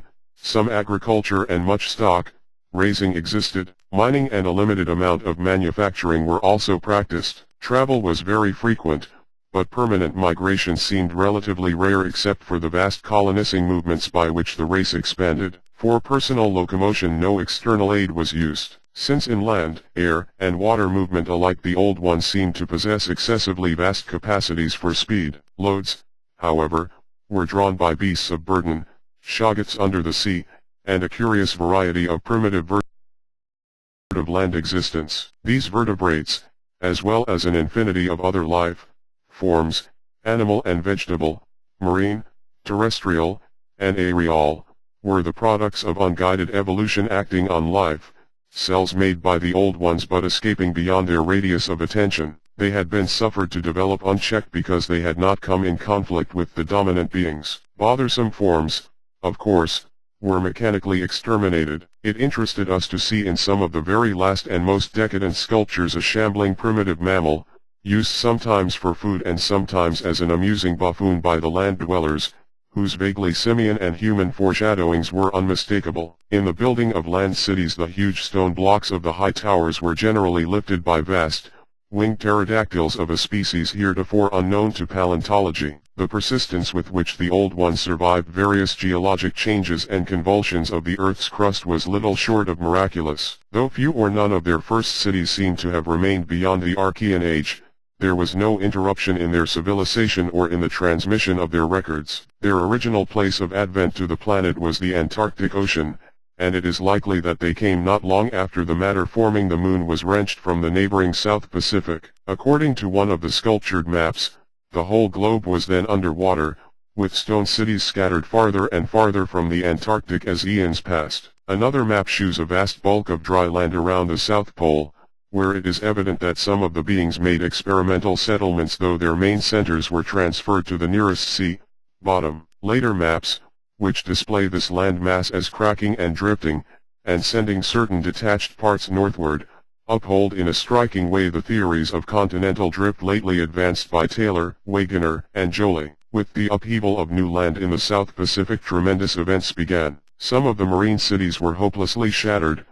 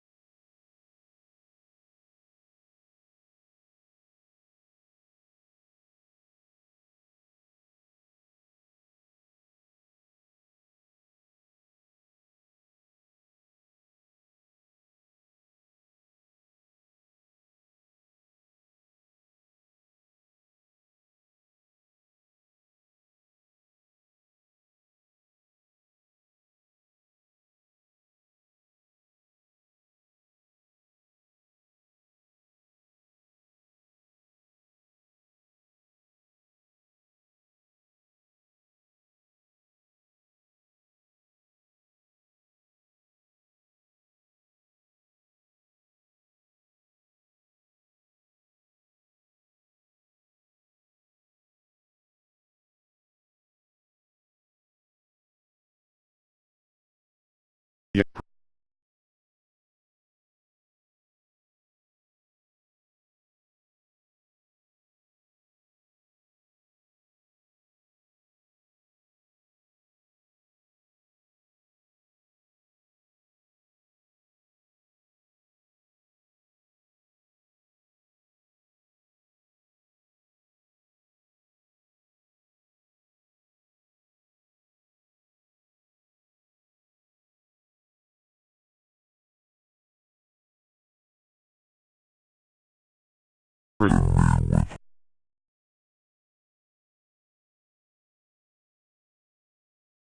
composed of a viscous jelly which looked like an agglutination of bubbles, and each averaged about 15 feet in diameter when a sphere.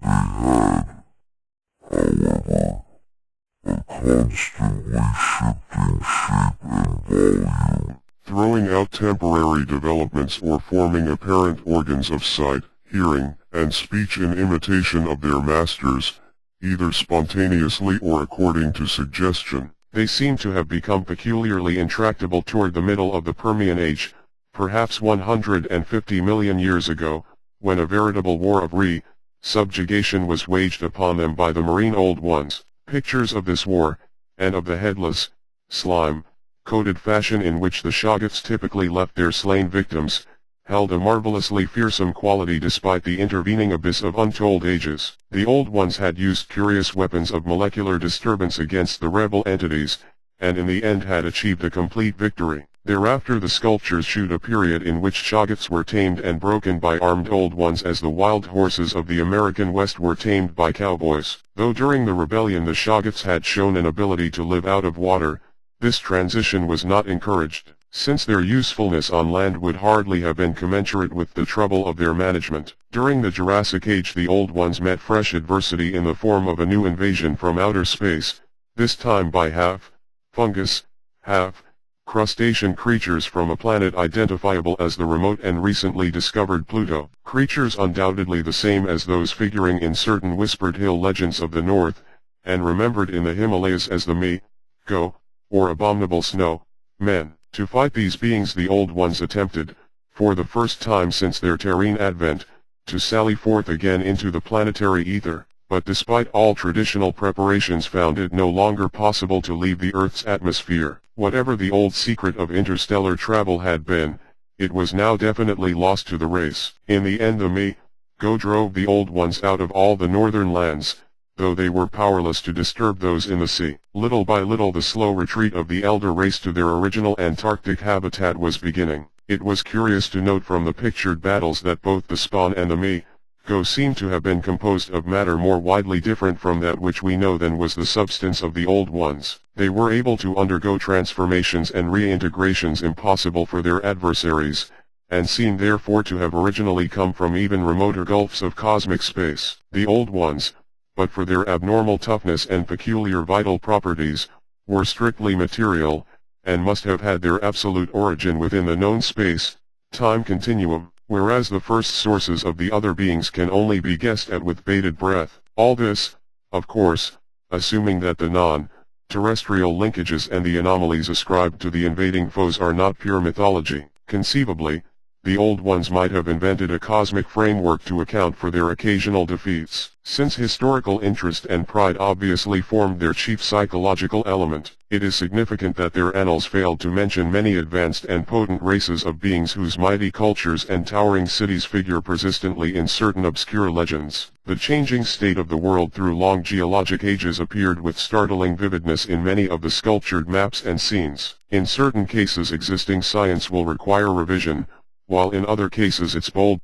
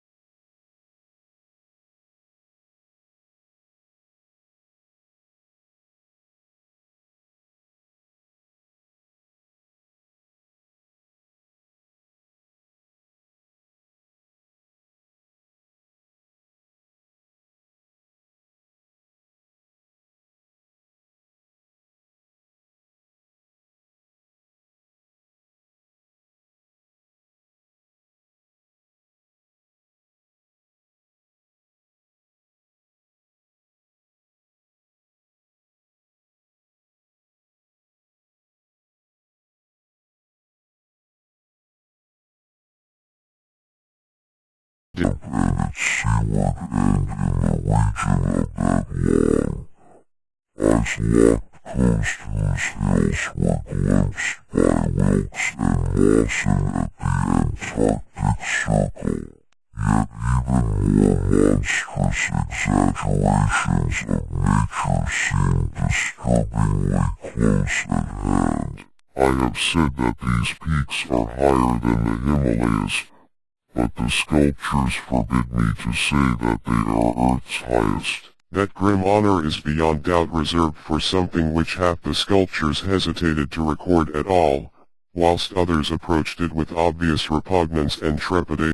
It seems that there was one part of the ancient land, the first part that ever rose from the waters after the earth had flung off the moon and the old ones had seeped down from the stars, which had come to be shunned as vaguely and namelessly evil. Cities built there had crumbled before their time, and had been found suddenly deserted. Then when the first great earth buckling had convulsed the region in the Comanche age, a frightful line of peaks had shot suddenly up amidst the most appalling din and chaos, and earth had received her loftiest and most terrible mountains. If the scale of the carvings was correct, these abhorred things must have been much over 40,000 feet high, radically vaster than even the shock.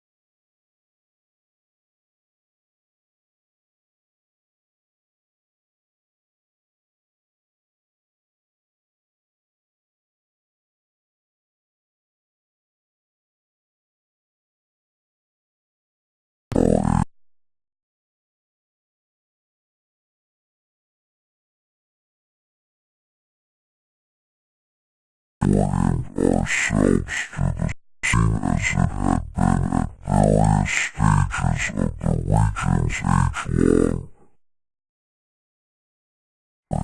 so that we were able to sketch a hasty but careful map of the salient features, squares, important buildings, and the like for guidance in finding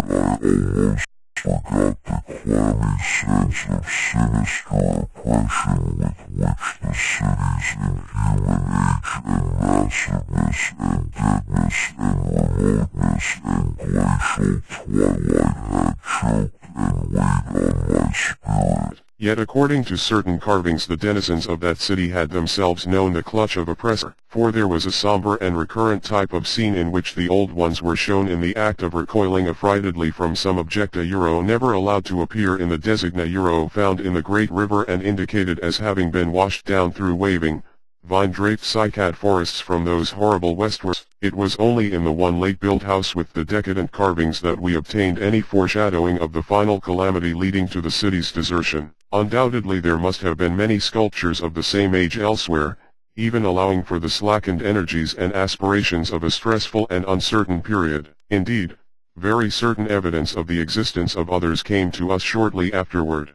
but this was the first and only set we directly encountered. We meant to look farther later on, but as I have said, immediate conditions dictated another present objective. There would, though, have been a limit for after all hope of a long future occupancy of the place had perished among the old ones, there could not but have been a complete cessation of mural decoration. The ultimate blow, of course, was the coming of the great cold which once held most of the earth in thrall, and which has never departed from the ill-fated poles. The great cold that, at the world's other extremity, put an end to the fabled lands of Lomar and Hyperborea. Just when this tendency began in the Antarctic it would be hard to say in terms of exact years. Nowadays we set the beginning of the general glacial periods at a distance of about 500,000 years from the present, but at the poles the terrible scourge must have commenced much earlier. All quantitative estimates are partly guesswork, but it is quite likely that the decadent sculptures were made considerably less than 1,000,000 years ago, and that the actual desertion of the city was complete long before the conventional opening of the Pleistocene 500,000 years ago as reckoned in terms of the Earth's whole surface. In the decadent sculptures there were signs of thinner vegetation everywhere, and of a decreased country life on the part of the old ones. Heating devices were shown in the houses, and winter travelers were represented as muffled in protective fabric.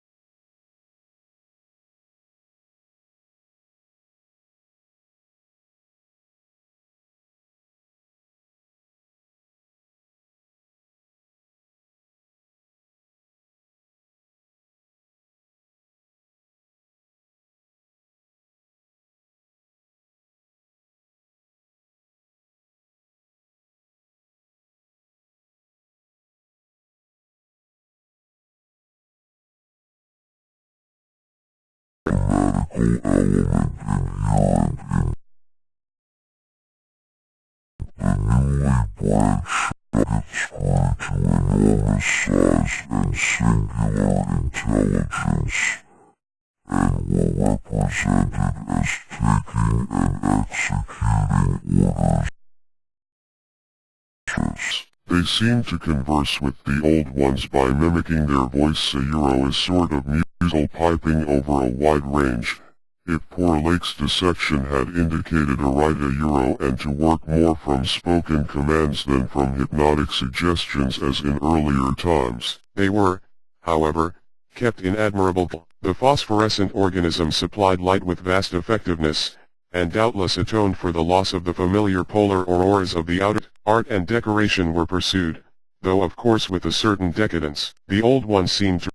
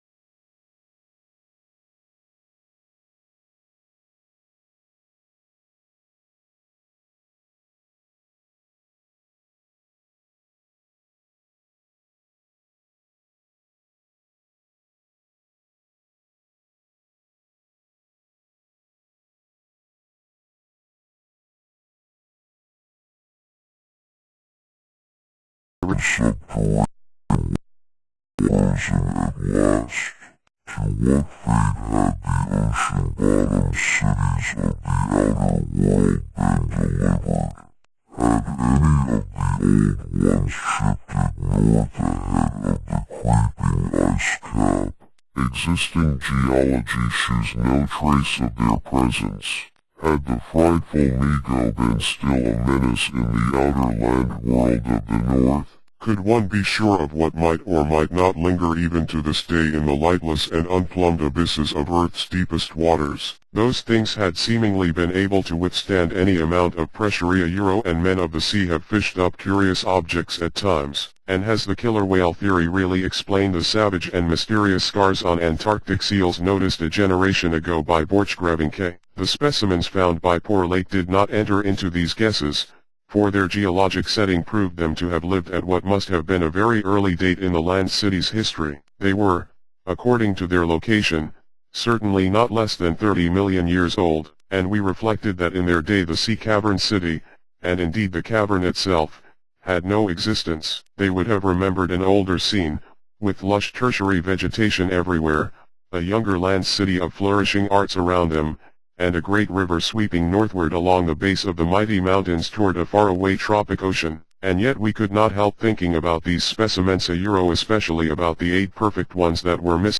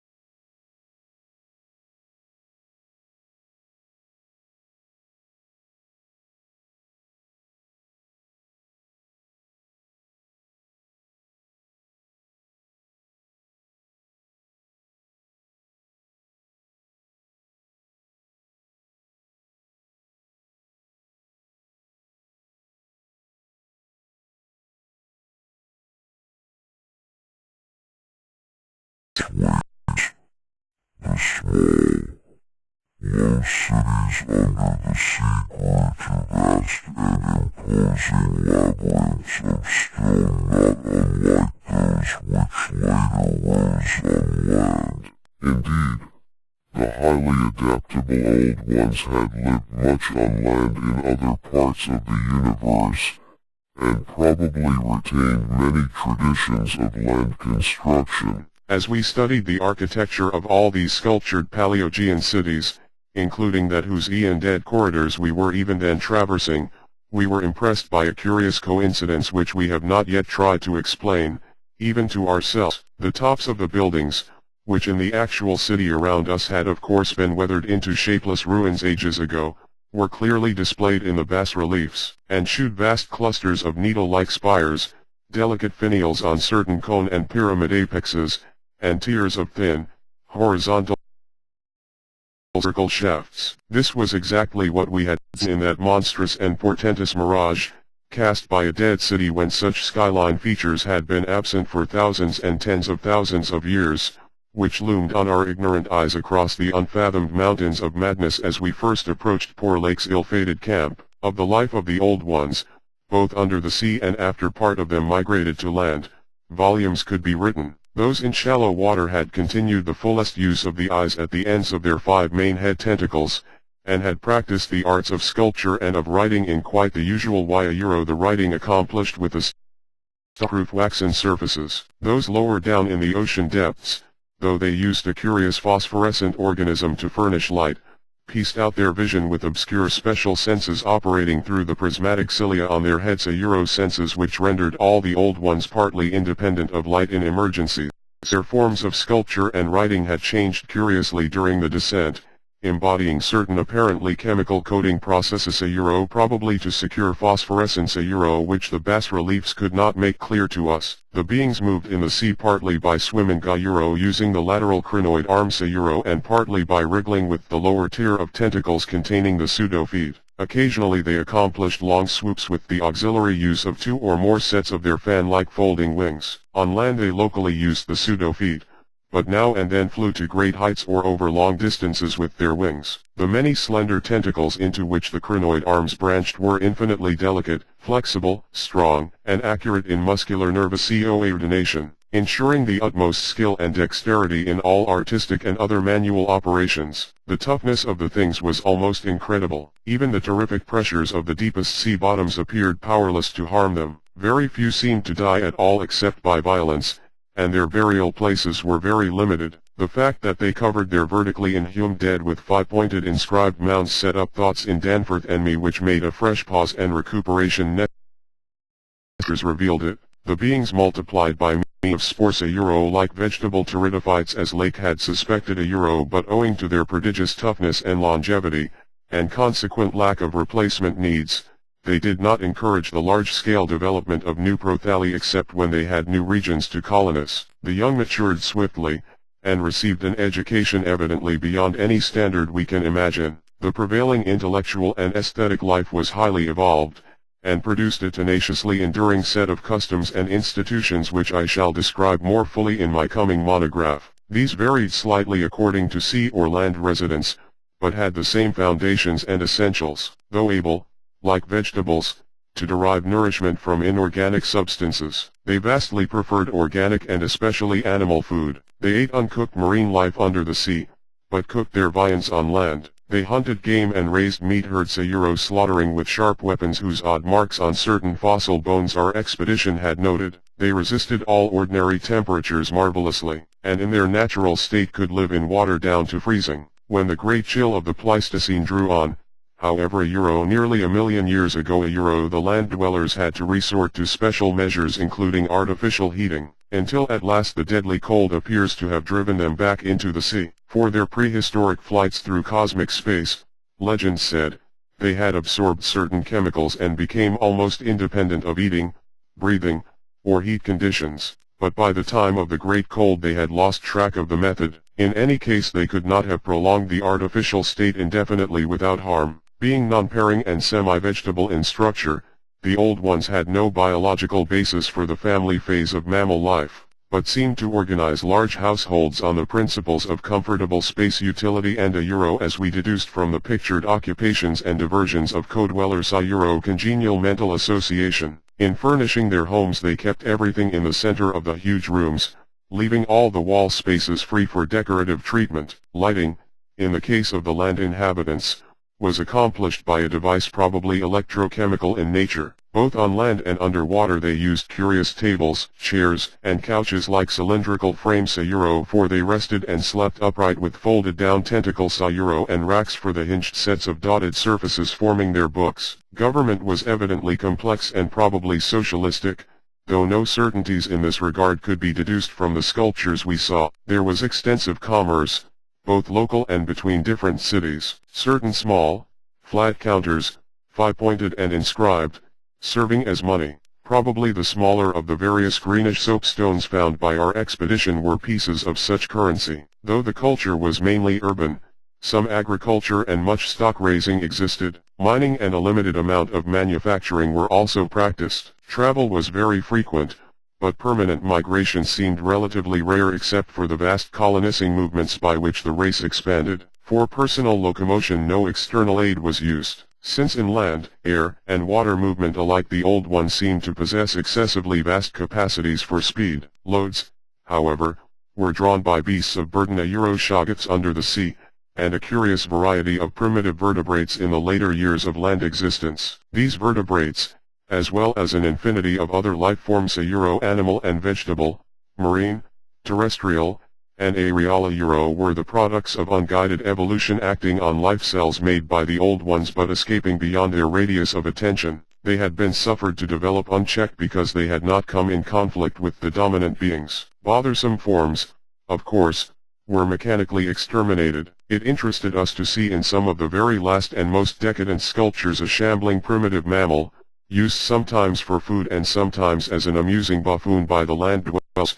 whose vaguely simian and human foreshadowings were unmistakable. In the building of land cities the huge stone blocks of the high towers were generally lifted by vast winged pterodactyls of a species heretofore unknown to paleontology. The persistence with which the old ones survived various geologic changes and convulsions of the Earth's crust was little short of miraculous. Though few or none of their first cities seem to have remained beyond the Archean age, there was no interruption in their civilization or in the transmission of their records. Their original place of advent to the planet was the Antarctic Ocean, and it is likely that they came not long after the matter forming the moon was wrenched from the neighboring South Pacific. According to one of the sculptured maps, the whole globe was then underwater, with stone cities scattered farther and farther from the Antarctic as eons passed. Another map shows a vast bulk of dry land around the South Pole, where it is evident that some of the beings made experimental settlements though their main centers were transferred to the nearest sea bottom. Later maps,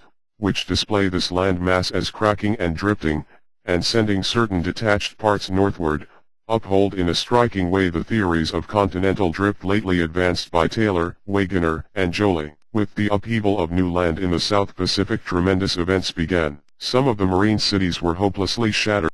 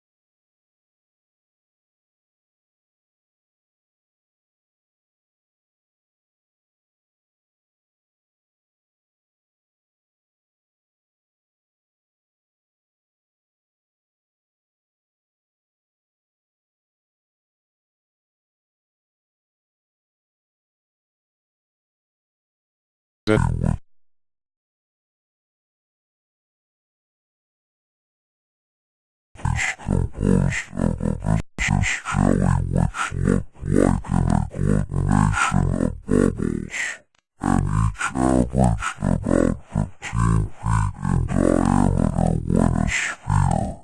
They had, however, a constantly shifting shape and volume, throwing out temporary developments or forming apparent organs of sight, hearing, and speech in imitation of their masters, either spontaneously or according to suggestion. They seem to have become peculiarly intractable toward the middle of the Permian Age, perhaps 150 million years ago, when a veritable war of resubjugation was waged upon them by the marine Old Ones. Pictures of this war, and of the headless, slime-coated fashion in which the Shoggoths typically left their slain victims, held a marvelously fearsome quality despite the intervening abyss of untold ages. The Old Ones had used curious weapons of molecular disturbance against the rebel entities, and in the end had achieved a complete victory. Thereafter the sculptures showed a period in which Shoggoths were tamed and broken by armed Old Ones as the wild horses of the American West were tamed by cowboys. Though during the rebellion the Shoggoths had shown an ability to live out of water,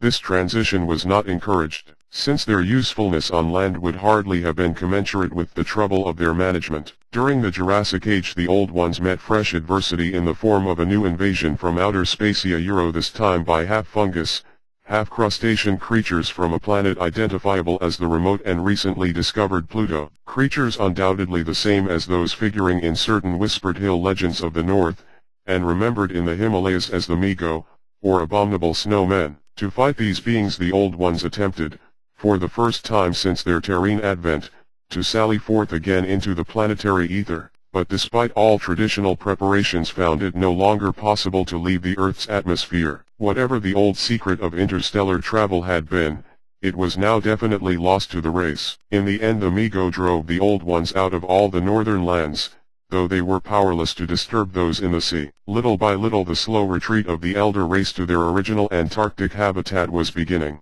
It was curious to note from the pictured battles that both the Spawn and the Migo seemed to have been composed of matter more widely different from that which we know than was the substance of the Old Ones. They were able to undergo transformations and reintegrations impossible for their adversaries, and seem therefore to have originally come from even remoter gulfs of cosmic space. The Old Ones, but for their abnormal toughness and peculiar vital properties, were strictly material, and must have had their absolute origin within the known space-time continuum, whereas the first sources of the other beings can only be guessed at with bated breath. All this, of course, assuming that the non-terrestrial linkages and the anomalies ascribed to the invading foes are not pure mythology. Conceivably, the Old Ones might have invented a cosmic framework to account for their occasional defeats. Since historical interest and pride obviously formed their chief psychological element, it is significant that their annals failed to mention many advanced and potent races of beings whose mighty cultures and towering cities figure persistently in certain obscure legends. The changing state of the world through long geologic ages appeared with startling vividness in many of the sculptured maps and scenes. In certain cases existing science will require revision, while in other cases its bold deduction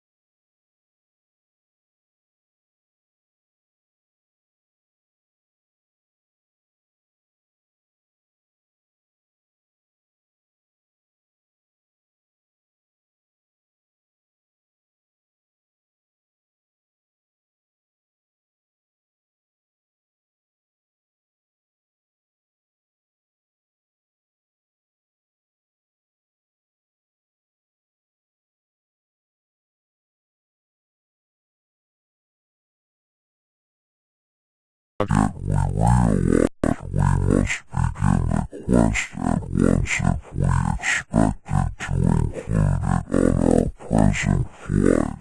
It was now 8 p.m. and we had not enough battery replacements to let our torches burn on forever.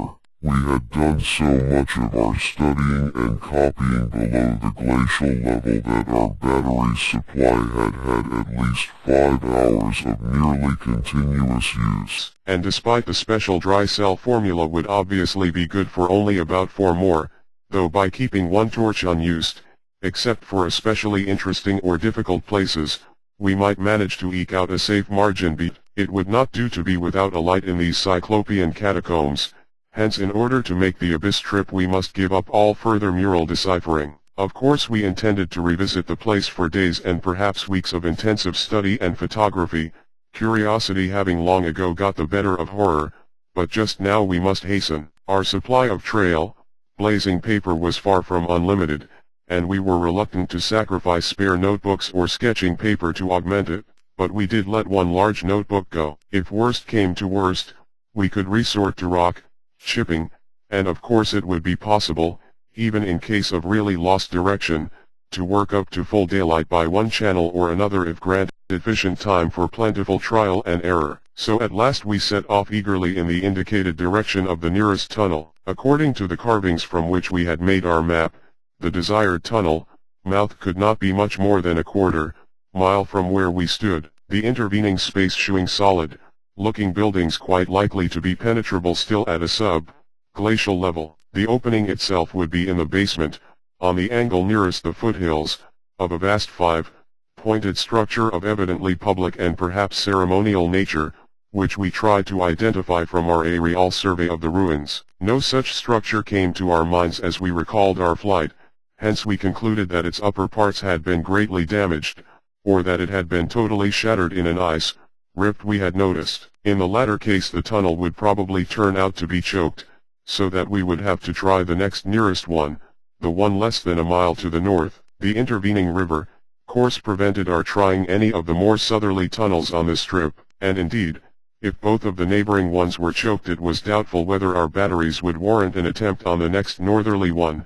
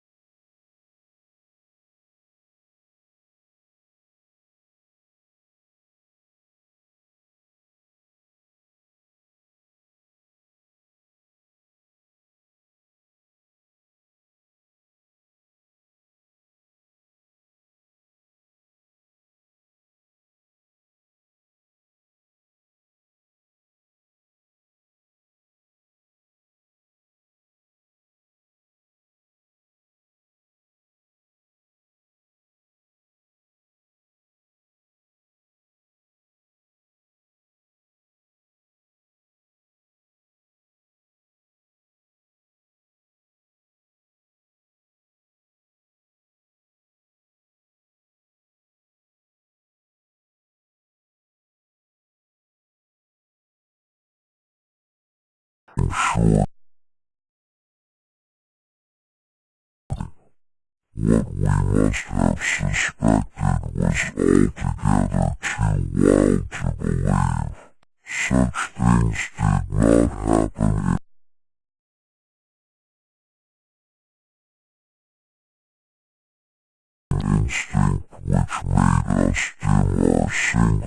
tempted no longer by the decadent and sinister sculptures that leered menacingly from the oppressive walls, and which softened our progress to a cautious tiptoeing and crawling over the increasingly littered floor and heaps of debris. It did not look quite as it ought after countless thousands of years of desertion, and when we cautiously turned on more light we saw that a kind of swath seemed to have been lately tracked through it. The irregular nature of the litter precluded any definite marks, but in the smoother places there were suggestions of the dragging of heavy objects. Once we thought there was a hint of parallel tracks, as if of runners. This was what made us pause again. It was during that pause that we caught, simultaneously this time, the other odor ahead. Paradoxically, it was both a less frightful and a more frightful odor, less frightful intrinsically, but infinitely appalling in this place under the known circumstances, and less, of course, Gedney. For the odor was the plain and familiar one of common petrol, every-day gasoline. Our motivation after that is something I will leave to psychologists. We knew now that some terrible extension of the camp horrors must have crawled into this night burial place of the eons, hence could not doubt any longer the existence of nameless conditions, present or at least recent, just ahead. Yet in the end we did let sheer burning curiosity, or anxiety, or auto-hypnotism, or vague thoughts of responsibility toward Gedney, or what not, drive us on. Danforth whispered again of the print he thought he had seen at the alley, turning in the ruins above, and of the faint musical piping, potentially of tremendous significance in the light of Lake's dissection report despite its close resemblance to the cave-mouth echoes of the windy peaks,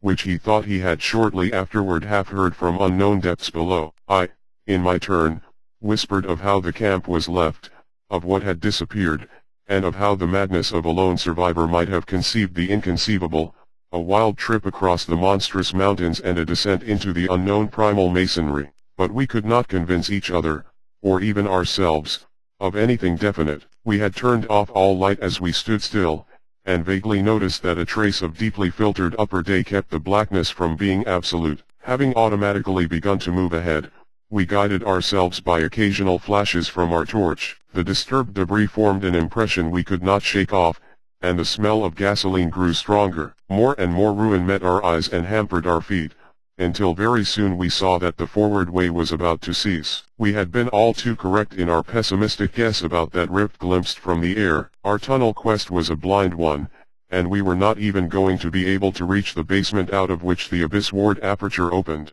The torch, flashing over the grotesquely carven walls of the blocked corridor in which we stood, showed several doorways in various states of obstruction, and from one of them the gasoline odor, quite submerging that other hint of odor, came with a special distinctness. As we looked more steadily, we saw that beyond a doubt there had been a slight and recent clearing away of debris from that particular opening. Whatever the lurking horror might be, we believed the direct avenue toward it was now plainly manifest. I do not think anyone will wonder that we waited an appreciable time before making any further motion, and yet, when we did venture inside that black arch, our first impression was one of anticlimax, for amidst the littered expanse of that sculptured crypt, a perfect cube with sides of about 20 feet, there remained no recent object of instantly discernible size, so that we looked instinctively, though in vain, for a farther doorway. In another moment, however, Danforth's sharp vision had descried a place where the floor debris had been disturbed, and we turned on both torches full strength. Though what we saw in that light was actually simple and trifling, I am none the less reluctant to tell of it because of what it implied. It was a rough leveling of the debris, upon which several small objects lay carelessly scattered, and at one corner of which a considerable amount of gasoline must have been spilled lately enough to leave a strong odor even at this extreme plateau altitude. In other words, it could not be other than a sort of camp, a camp made by questing beings who like us had been turned back by the unexpectedly choked way to the abyss. Let me be plain, the scattered objects were, so far as substance was concerned,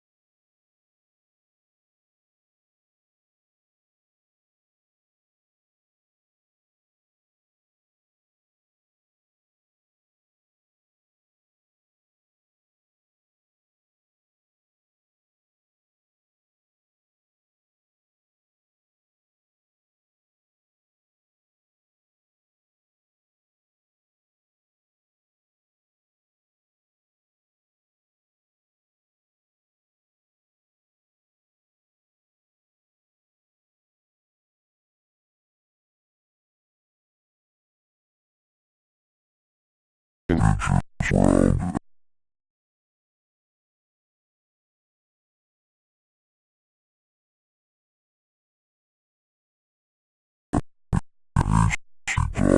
diagrams made us think that its glacial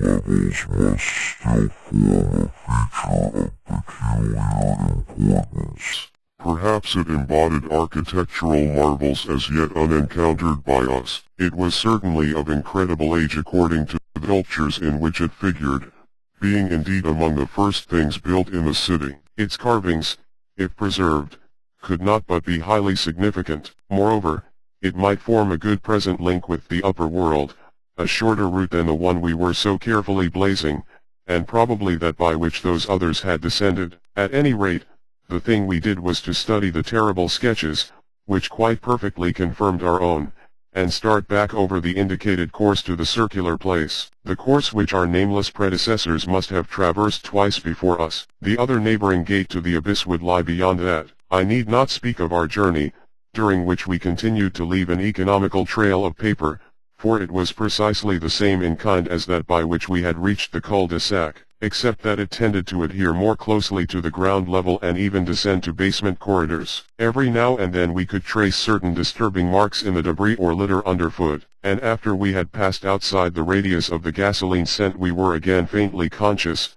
spasmodically, of that more hideous and more persistent scent. After the way had branched from our former course we sometimes gave the rays of our single torch a furtive sweep along the walls, noting in almost every case the nigh omnipresent sculptures, which indeed seemed to have formed a main aesthetic outlet for the old ones. About 9:00 p.m., while traversing a vaulted corridor whose increasingly glaciated floor seemed somewhat below the ground level and whose roof grew lower as we advanced, we began to see strong daylight ahead and were able to turn off our torch. It appeared that we were coming to the vast circular place, and that our distance from the upper air could not be very great. The corridor ended in an arch surprisingly low for these megalithic ruins, but we could see much through it even before we emerged. Beyond there stretched a prodigious round space, fully 200 feet in diameter, strewn with debris and containing many choked archways corresponding to the one we were about to cross. The walls were, in available spaces, boldly sculptured into a spiral band of heroic proportions, and displayed, despite the destructive weathering caused by the openness of the spot, an artistic splendor far beyond anything we had encountered before. The littered floor was quite heavily glaciated, and we fancied that the lower depth, but the salient object of the place was the titanic stone ramp which, eluding the archways by a sharp turn outward into the open floor, wound spirally up the stupendous cylindrical wall like an inside counterpart of those once climbing outside the monstrous towers or ziggurats of antique Babylon. Only the rapidity of our flight, and the perspective which confounded the descent with the tower's inner wall, had prevented our noticing this feature from the air, and thus caused us to seek another avenue to the sub-glacial level. Peabody might have been able to tell what sort of engineering held it in place, but Danforth and I could merely admire and marvel. We could see mighty stone corbels and pillars here and there,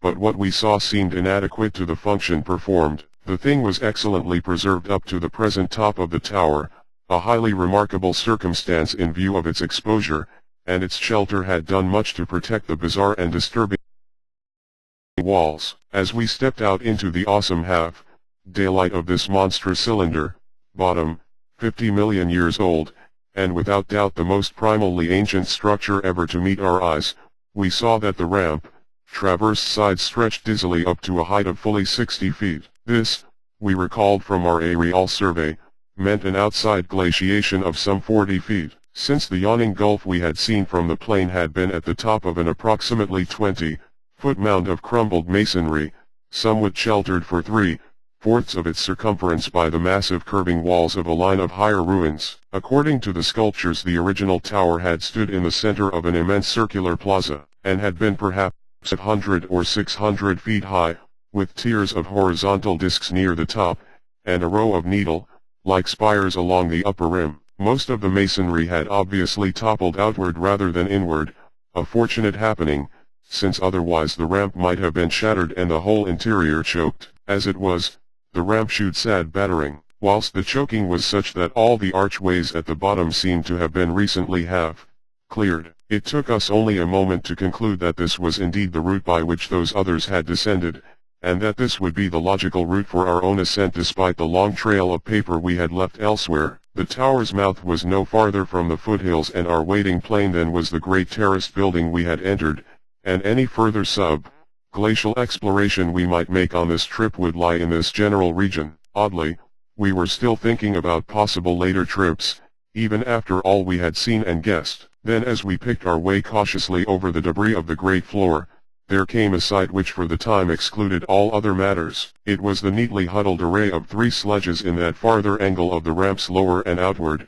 projecting course which had hitherto been screened from our view. There they were, the 3 sledges missing from Lake's camp, shaken by a hard usage which must have included forcible dragging along great reaches of snowless masonry and debris, as well as much hand pour.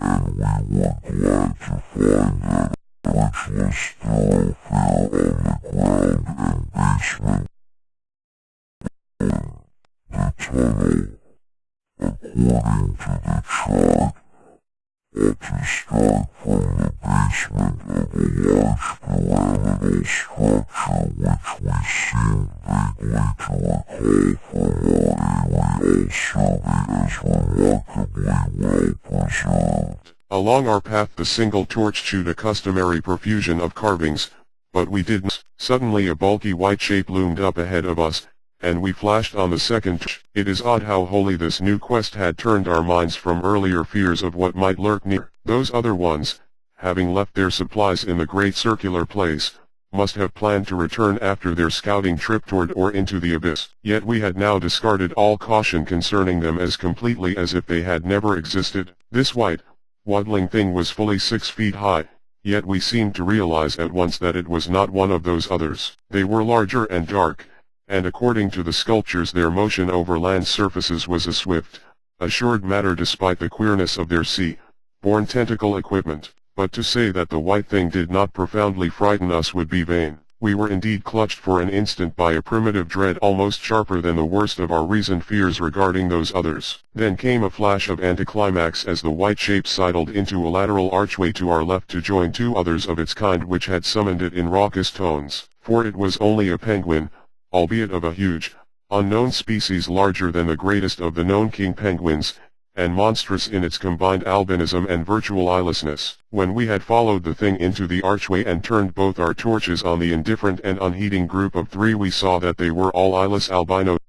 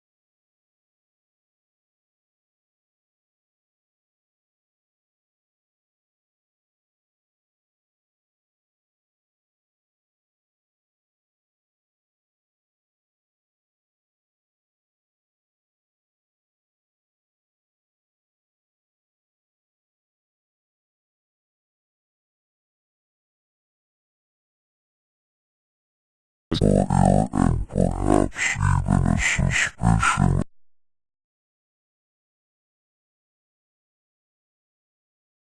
other than penguins, the limitless void below, and the contiguous honeycombings of the land and the Titan mountains. We want to whether the trace of mountain top smoke at first suspected by Poor Lake, as well as the odd haze we had ourselves perceived around the rampart, Crown Peak, might not be caused by the tortuous, channeled rising of some such vapor from the unfathomed regions of Earth's core. Entering the tunnel, we saw that its outline was, at least at the start, about 15 feet each way. Sides, floor, and arched roof composed of the usual megalithic masonry. and all the construction and carving were marvelously well preserved. The floor was quite clear, except for a slight detritus bearing outgoing penguin tracks and the inward tracks of those others. The farther one advanced, the warmer it became. We wondered whether there were any actually igneous manifestations below, and whether the waters of that sunless sea were hot. Occasionally its varying grade became. Several times we noted the mouths of small lateral galleries not recorded in ours, none of them such as to complicate the problem of our return, and all of them welcome as possible refuges in case we met unwelcome entities on their way back. The nameless scent of such things was very distinct. Doubtless it was suicidally foolish to venture into that tunnel under the known conditions, but the lure of the unplumbed is stronger in certain persons than most suspect. Indeed, it was just such a lure which had brought us to this unearthly polar waste in the first place. We saw several penguins as we passed along, and speculated on the distance we would have to traverse. The carvings had led us to expect a steep downhill walk of about a mile to the abyss, but our previous wanderings had shown us that matters of scale were not wholly to be depended on. After about a quarter of a mile that nameless scent became greatly accentuated, and we kept very careful track of the various lateral openings we passed. There was no visible vapor as at the mouth, but this was doubtless due to the lack of contrasting cooler air. The temperature was rapidly ascending, and we were not surprised to come upon a careless heap of material shudderingly familiar to us. It was composed of furs and tent, cloth taken from Lake's camp, and we did not pause to study the bizarre forms into which the fabrics had been slashed. Slightly beyond this point we noticed a decided increase in the size and number of the side galleries, and concluded that the densely honeycombed region beneath the higher foothills must now have been reached. The nameless scent was now curiously mixed with another and scarcely less offensive odor, of what nature we could not guess, though we thought of decaying organisms and perhaps unknown subterrane fungi. Then came a startling expansion of the tunnel for which the carvings had not prepared us, a broadening and rising into a lofty, natural-looking elliptical cavern with a level floor, some 75 feet long and 50 broad, and with many immense side passages leading away into cryptical darkness. Though this cavern was natural in appearance, an inspection with both torches suggested that it had been formed by the artificial destruction of several walls between adjacent honeycombings. The walls were rough, and the high vaulted roof was thick with stalactites, but the solid rock floor had been smoothed off, and was free from all debris, detritus, or even dust to a positively abnormal extent. Except for the avenue through which we had come, this was true of the floors of all the great galleries opening off from it, and the singularity of the condition was such as to set us vainly puzzling. The curious new feeder which had supplemented the nameless scent was excessively pungent here, so much so that it destroyed all trace of the other. Something about this whole place, with its polished and almost glistening floor, struck us as more vaguely baffling and horrible than any of the monstrous things we had previously encountered. The regularity of the passage immediately ahead, as well as the larger proportion of penguin droppings there, prevented all confusion as to the right course amidst this plethora of equally great cave mouths. Nevertheless we resolved to resume our paper trail, blazing if any further complexity should develop, for dust tracks, of course, could no longer be expected. Upon resuming our direct progress we cast a beam of torchlight over the tunnel walls, and stopped short in amazement at the supremely radical change which had come over the carvings in this part of the passage. We realized, of course, the great decadence of the old one's sculpture at the time of the tunneling, and had indeed noticed the inferior workmanship of the arabesques in the stretches behind us. But now, in this deeper section beyond the cavern, there was a sudden difference wholly transcending explanation, a difference in basic nature as well as in mere quality, and involving so profound and calamitous a degradation of skill that nothing in the hitherto observed rate of decline could have led one to expect it. This new and degenerate work was coarse, bold, and wholly lacking in delicacy of detail. It was sunk with exaggerated depth in bands following the same general line as the sparse cartouches of the earlier sections, but the height of the reliefs did not reach the level of the general surface. Danforth had the idea that it was a second carving, a sort of palimpsest formed after the obliteration of a previous design. In nature it was wholly decorative and conventional, and consisted of crude spirals and angles roughly following the quintile mathematical tradition of the old ones, yet seeming more like a parody than a perpetuation of that tradition. We could not get it out of our minds that some subtly but profoundly alien element had been added to the aesthetic feeling behind the technique, an alien element, Danforth guessed, that was responsible for the manifestly laborious substitution. It was like,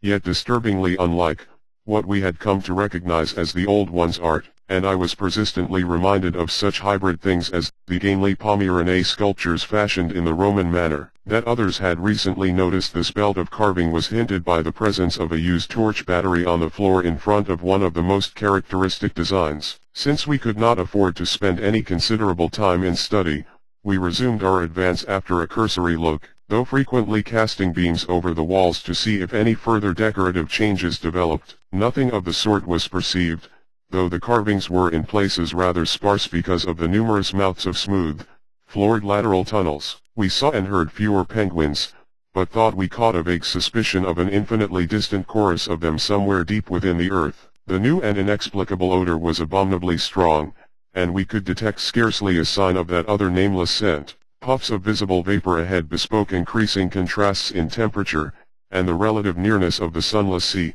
cliffs of the great abyss. Then, quite unexpectedly, we saw certain obstructions on the polished floor ahead, obstructions which were quite definitely not penguins, and turned on our second torch after making sure that the objects were quite stationary. 11. Still another time have I come to a place where it is very difficult to proceed. I ought to be hardened by this stage, but there are some experiences and intimations which scar too deeply to permit of healing, and leave only such an added sensitiveness that memory reinspires all the original horror. We saw, as I have said, certain obstructions on the polished floor ahead, and I may add that our nostrils were assailed almost simultaneously by a very curious intensification of the strange prevailing fetor, now quite plainly mixed with the nameless stench of those others which had gone before us. The light of the second torch left no doubt of what the obstructions were, and we dared approach them only because we could see, even from a distance, that they were quite as past all harming power as had been the 6 similar specimens unearthed from the monstrous star-mounted graves at Poor Lake's camp. They were,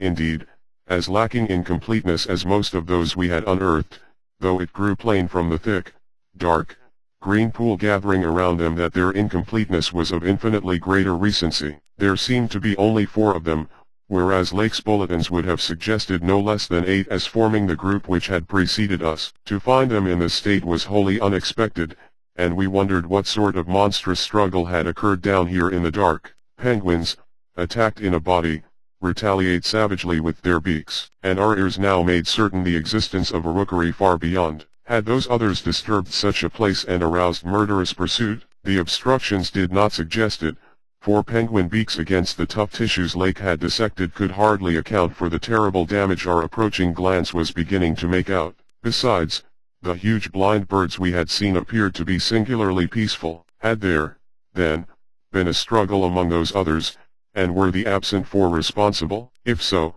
where were they? Were they close at hand and likely to form an immediate menace to us? We glanced anxiously at some of the smooth, floored lateral passages as we continued our slow and frankly reluctant approach. Whatever the conflict was, it had clearly been that which had frightened the penguins into their unaccustomed wandering. It must, then, have arisen near that faintly heard rookery in the incalculable gulf beyond, since there were no signs that any birds had normally dwelt here. Perhaps, we reflected, there had been a hideous running fight, with the weaker party seeking to get back to the cached sledges when their pursuers finished them. One could picture the demoniac fray between namelessly monstrous entities as it surged out of the black abyss with great clouds of frantic penguins squawking and scurrying ahead. I say that we approached those sprawling and incomplete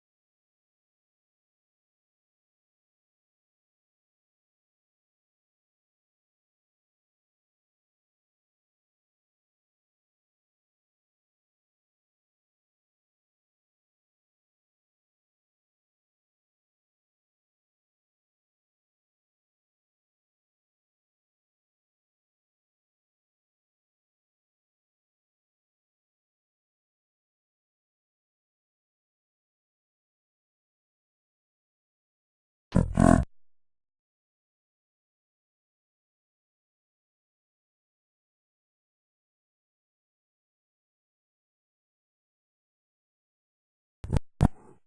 Is exactly what we thought we heard conveyed by that sudden sound behind the advancing white mist.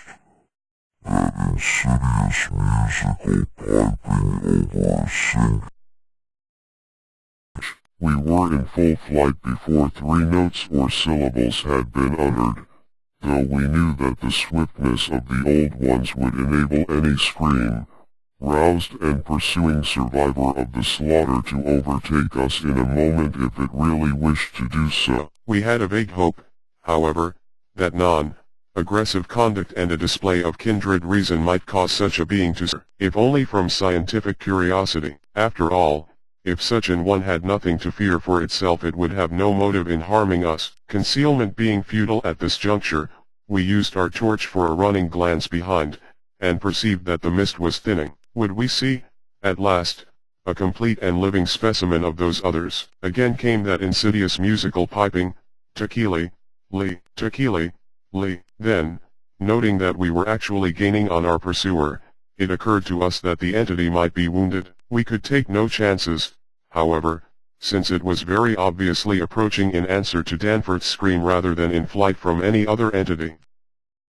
To admit of doubt, of the whereabouts of that less conceivable and less manageable nightmare, that fetid, unglimpsed mountain of slime, spewing protoplasm whose race had conquered the abyss and sent land pioneers to carve and squirm through the burrows of the hills, we could form no guess, and it cost us a genuine pang to leave this probably crippled old one, perhaps a lone survivor, to the peril of recapture and a nameless fate. Thank heaven we did not slacken our run. The curling mist had thickened again, and was driving ahead with increased speed, whilst the straying penguins in our rear were squawking and screaming and displaying signs of a panic really surprising in view of their relatively minor confusion when we had passed them. Once more came that sinister, wide-ranged piping, tequili, li, tequili, li. We had been wrong. The thing was not wounded, but had merely paused on encountering the bodies of its fallen kindred and the hellish slime inscription above them. We could never know what that daemon message was,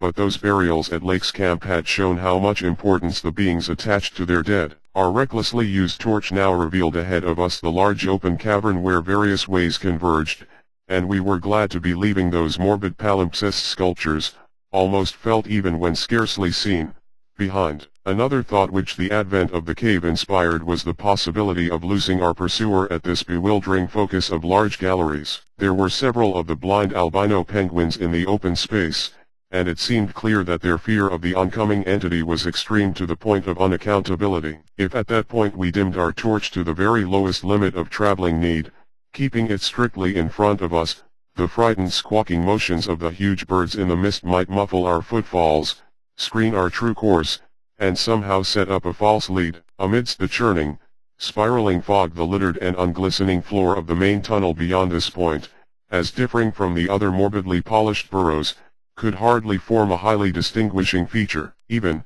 so far as we could conjecture, for those indicated special senses which made the old ones partly though imperfectly independent of light in emergencies. In fact, we were somewhat apprehensive lest we go astray ourselves in our haste, for we had, of course, decided to keep straight on toward the dead city, since the consequences of loss in those unknown foothill honeycombings would be unthinkable. The fact that we survived and emerged is sufficient proof that the thing did take a wrong gallery whilst we providentially hit on the right one. The penguins alone could not have saved us, but in conjunction with the mist they seemed to have done so. Only a benign fate kept the curling vapors thick enough at the right moment, for they were constantly shifting and threatening to vanish. Indeed, they did lift for a second just before we emerged from the nauseously sculptured tunnel into the cave, so that we actually caught one first and only glimpse of the oncoming entity as we cast a final, desperately fearful glance backward before dimming the torch and mixing with the penguins in the hope of dodging pursuit. If the fate which screened us was benign,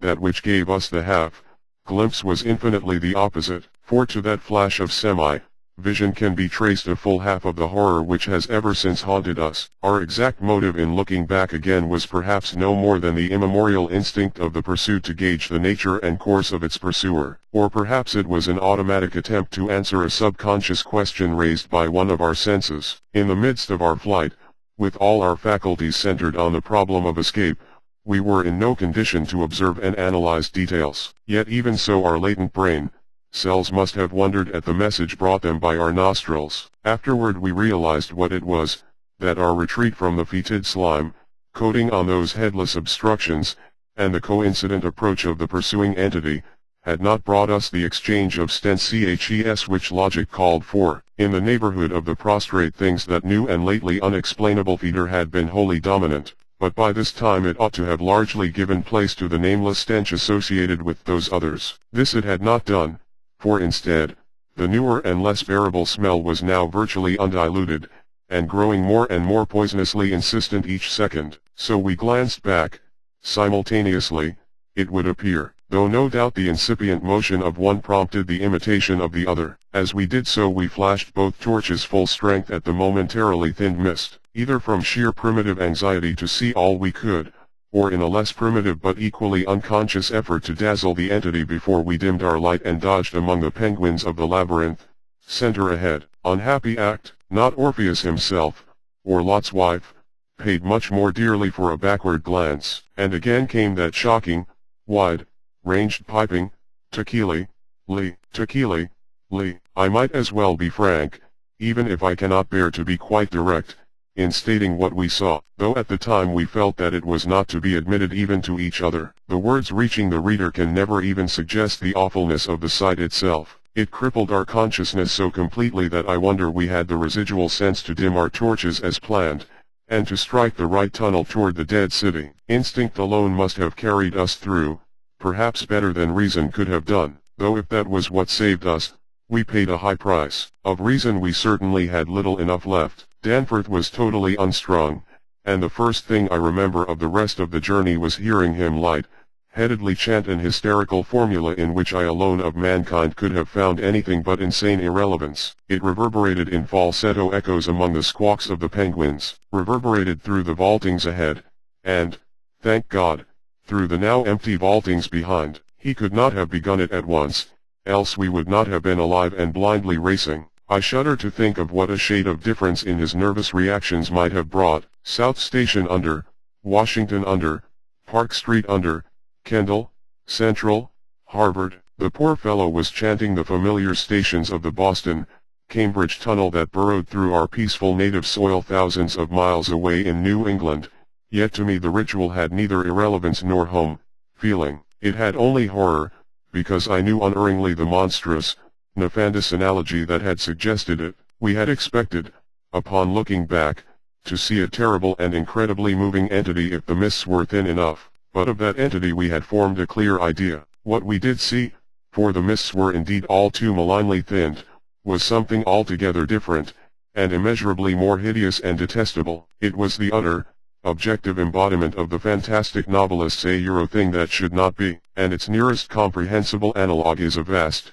onrushing subway train as one sees it from a station platform, the great black front looming colossally out of infinite subterraneous distance, constellated with strangely colored lights and filling the prodigious burrow as a piston fills a cylinder. But we were not on a station platform, we were on the track ahead as the nightmare plastic column of fetid black iridescence oozed tightly onward through its 15-foot sinus, gathering unholy speed and driving before it a spiral, thickening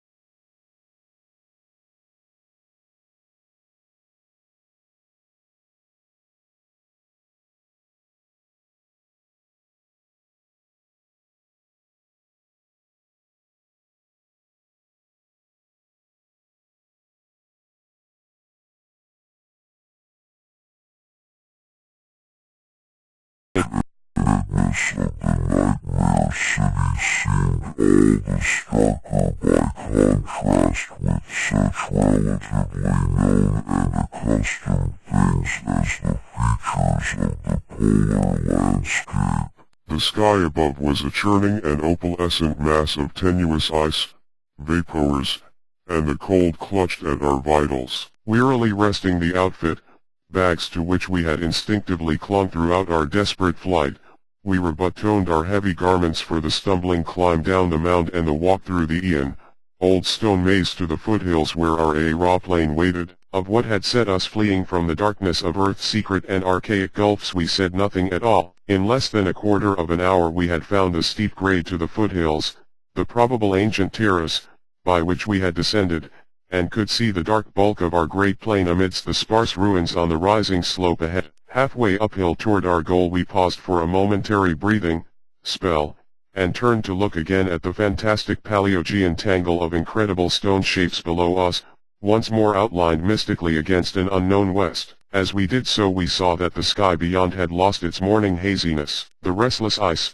vapors having moved up to the zenith, where their mocking outlines seemed on the point of settling into some bizarre pattern which they feared to make quite definite or conclusive. There now lay revealed on the ultimate white horizon behind the grotesque city a dim, elfin line of pinnacled violet whose needle, pointed heights loomed dream, like against the beckoning rose color of the western sky. Up toward this shimmering rim sloped the ancient table land, the depressed course of the bygone river traversing it as an irregular ribbon of shadow. For a second we gasped in admiration of the scene's unearthly cosmic beauty, and then vague horror began to creep into our souls. For this far violet line could be nothing else than the terrible mountains of the Forbidden Land, highest of Earth's peaks and focus of Earth's evil, harborers of nameless horrors and Archean secrets, shunned and prey to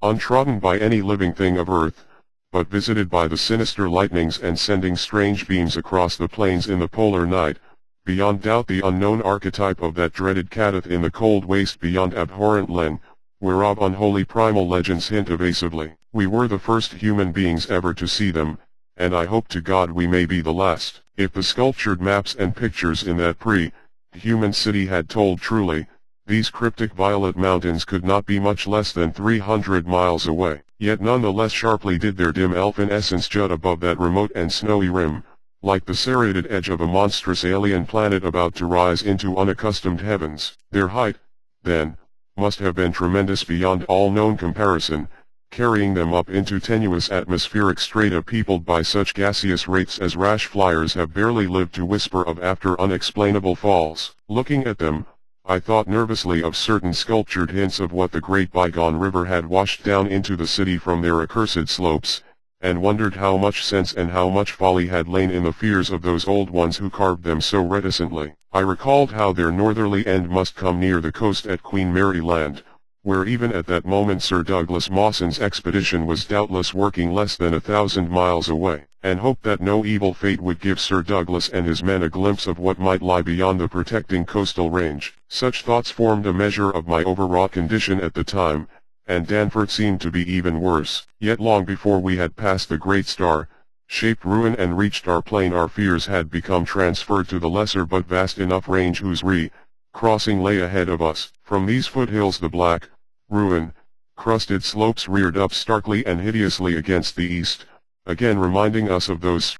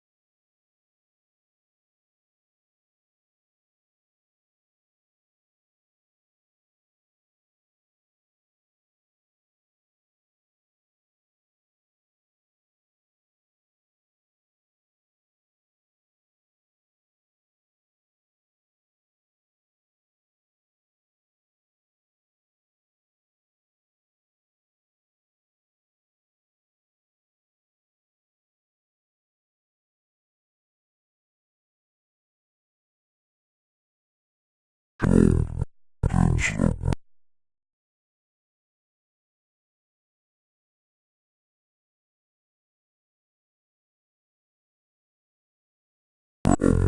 churning zenith clouds of what lay back of those other violent westward mountains which the old ones had shunned and feared. It is very probable that the thing was a sheer delusion born of the previous stresses we had passed through, and of the actual though unrecognized mirage of the dead transmontane city experienced near Lake's camp the day before. But it was so